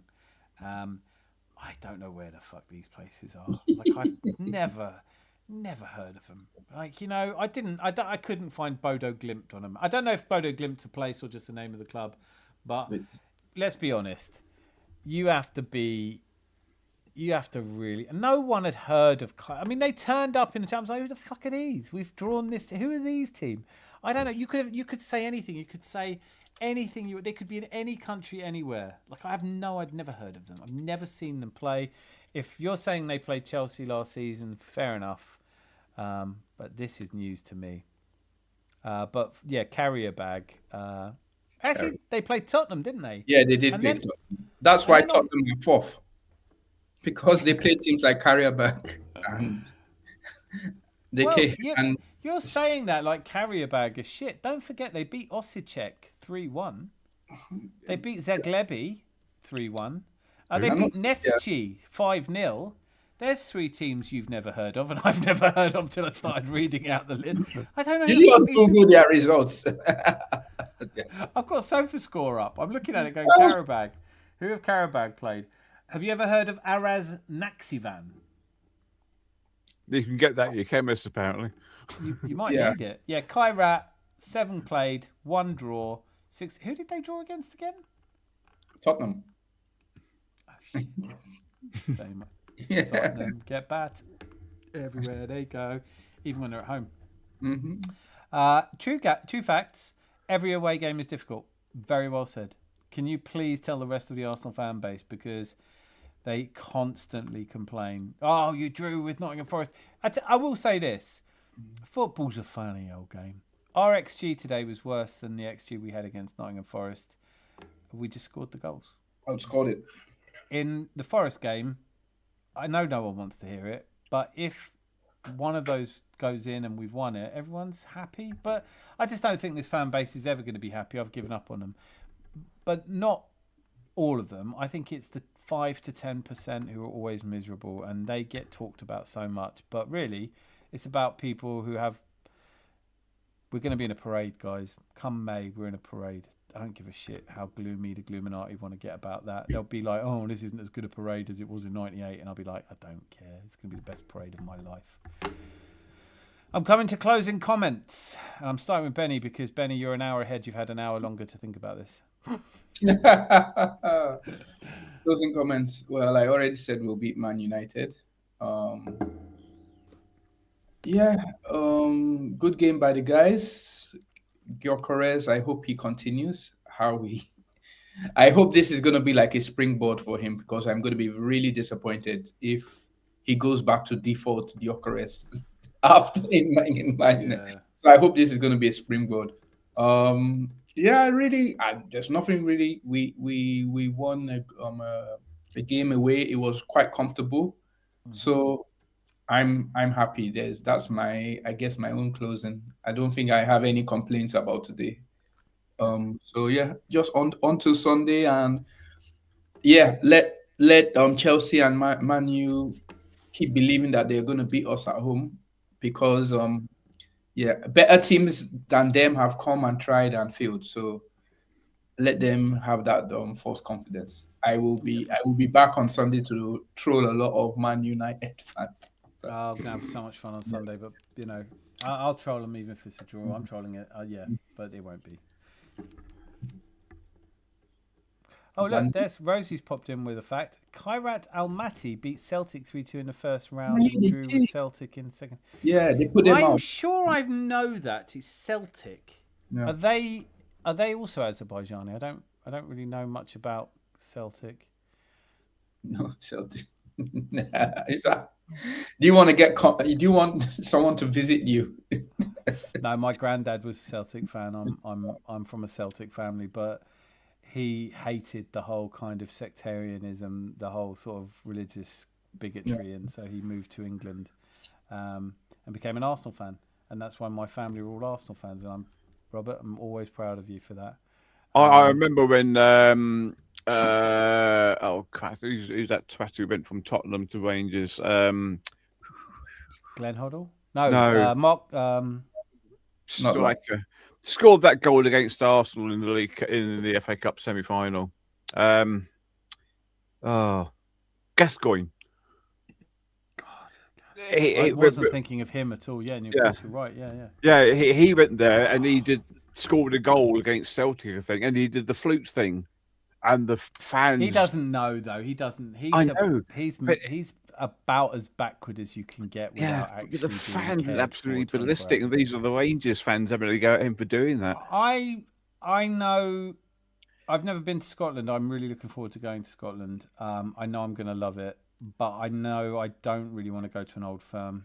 But Rosie's the person to ask about that, and she's saying nice stream, gents. Jesus was not rich. Read the Bible. Me too, but I wouldn't move to England. Have you been to a Rangers game against Celtic? I don't think I want to live part of that kind of anger. Do you know what I mean? Like, I want to see. There's some games I want to see. I want to see Boca Juniors. I want to see, this. But like this whole religious hatred thing makes me wonder. You really want to go and watch Kairat, don't you? Playing in Kazakhstan. If I could take the 2 weeks off it would take to get there and back, I probably would. I would never go. See, that's Rosie. That's sensible. Why would anyone? Like, it's just so hate-filled and nasty, and it's bad enough when you go to White Hart Lane as an Arsenal fan. That's bad, but I think it's leagues beyond in Scotland. They really don't get on, which is bad. So, Zanzi, your final thoughts? It's been emotional. If you say that every single time, I'm going to start thinking it isn't. Was it more or less emotional than usual? Probably less. Yeah, because we're already through. I didn't really want you to say that, actually. Yeah. I wanted you to say more emotional, but trying to hype this show up. Guys, if you are but now it is actually getting more emotional. Thinking about it, fully emotional. Now that you know it's nearly over. But it was great to see Benny, and it was great to see Bad Audio Bobby and Gary. Bad Audio Bobby and Mr. Curtains. Gary Curtains. The chat's been great. And it was lovely to see your hair in this afternoon's video. Oh, yes, and it is great to see the bobbly Arsenal logo as well. Bubbles. I just love that you and Weers and everybody always picks on the fucking background. It's like, do you know the effort that I put into this? And then you're like, why is it bubbles? I tell you why, it's because it's a sticker. I know. And the wall it's on is freezing cold. It's incredible it's stayed up this long. I say the same about myself now. But normally, when you're on at doing your show now, you can't see the bubbles on it. Yes, that's right. I feel like I'm having a conversation with somebody who might have been drinking now. Do you know what I mean? Bubbles. Yes, Yeah. I'm so sorry. It was not painted on. I didn't use crayons to stencil it on. It is a sticker. It's what we call a decal, and it has not adhered as well as I would like. It's actually held on with Pritt stick in places, but it's a representation of our crest. So please. But it is also nice to see Benny doing his Martin Luther King with his "I have a dream." Yeah, I had a dream that we were going to win the league. So I wish you just told me. I'd have been so calm all season. People have gone, "Really? You think Arsenal definitely going to win?" Yes. Well, Benny's had a dream. I had, yeah. Third week of the season, I had a dream. I documented it. So I'm hoping it will come true, or else it will turn into a nightmare. No, like from now, I 100% back that statement. If we don't win the Premier League from here, I'm Arteta out all day. I'm like, you cannot throw this away. This is ridiculous. You've got the squad. You're up against a Man City team that just lost in Norway 3-1. Yeah, just very quickly, everyone in chat has been great, apart from Boy Tendio. He's useless. He's terrible. Quad loading. Boy Tendio's quad loading is going to be the best-selling T-shirt at the parade. Weers is off. I think we're all off, but thank you for being here, guys. I would like to add Benny has been a great addition to the Adams Arms. Very kind and articulate. Thank you, guys. Thank you, chap. Yeah. I want to say that. I want to say that to you. I want to say that to Bobby. I want to say that to a lot of you that have come in recently. We've had a bit of a spike in subscribers, and I'm really looking forward to these shows. But I feel like it's been it's a real pleasure. The first person I remember that really came into the streams was Jose BX Gunner, and I'd never forget that I did a watch along on a Saturday morning, and it was pretty much just him and me. But I had a brilliant time. He was brilliant comments, just really good fun, and that's how I fell in love with doing these. Obviously, I don't do live streams anymore because I just can't do them. I don't think there's any value in me adding myself or us to the live stream. We'll talk about it afterwards. But I just want to say to all of you, sure, people come and then they become part of it. And to those of you that watch and repeat, Red Eye was in the comments today. Can't wait to get you back on here. Kyle Walsh, there's so many. But for all of you that were here tonight are the best. And I'm so grateful to you. And particularly, Rosie, who is the best moderator in the business. Although today you've been somewhere else doing it remotely. I don't know what's going on, but I love it. Thank you for being here. Boy Tendio with one day Zanzi will say chat was terrible and all our faces will go. It should be terrible, but he'll still say it was emotional. Yes, it moves that badge in this weather. It slides down the wall before Dan goes live. It doesn't actually, but it does bobble up pretty badly. I've been pretty mediocre form today for the chat. Fair critique from assistant gaffer Zanzi. Right. We are ending this stream now. Please return to your families and loved ones. You may now return to your families and loved ones. Feel free to complain about Arteta again. The Adams Arms is closing at 1:34. I look forward to seeing you all. Definitely going to do a preview before, like Friday or Saturday night. There'll be another live. But if I don't see you, then I'll see you on Sunday, 10:30. The Adams Arms, and thank you so much for all your support. Till I see you again, be lucky and lots of love. Bye. Bye. Raga Jungle Ransom, the Guna sound system.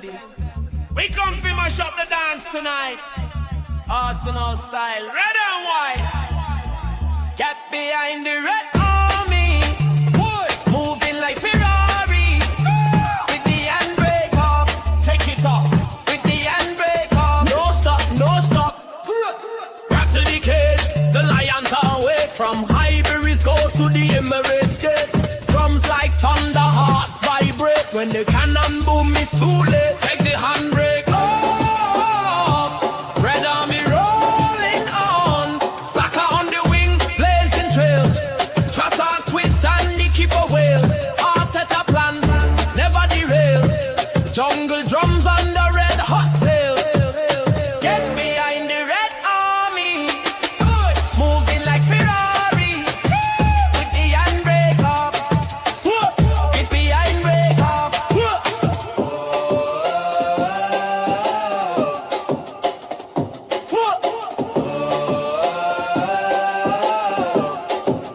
Get behind the red army. Moving like Ferrari. With the handbrake off. Take it up. With the handbrake off. No stop, no stop. Red army.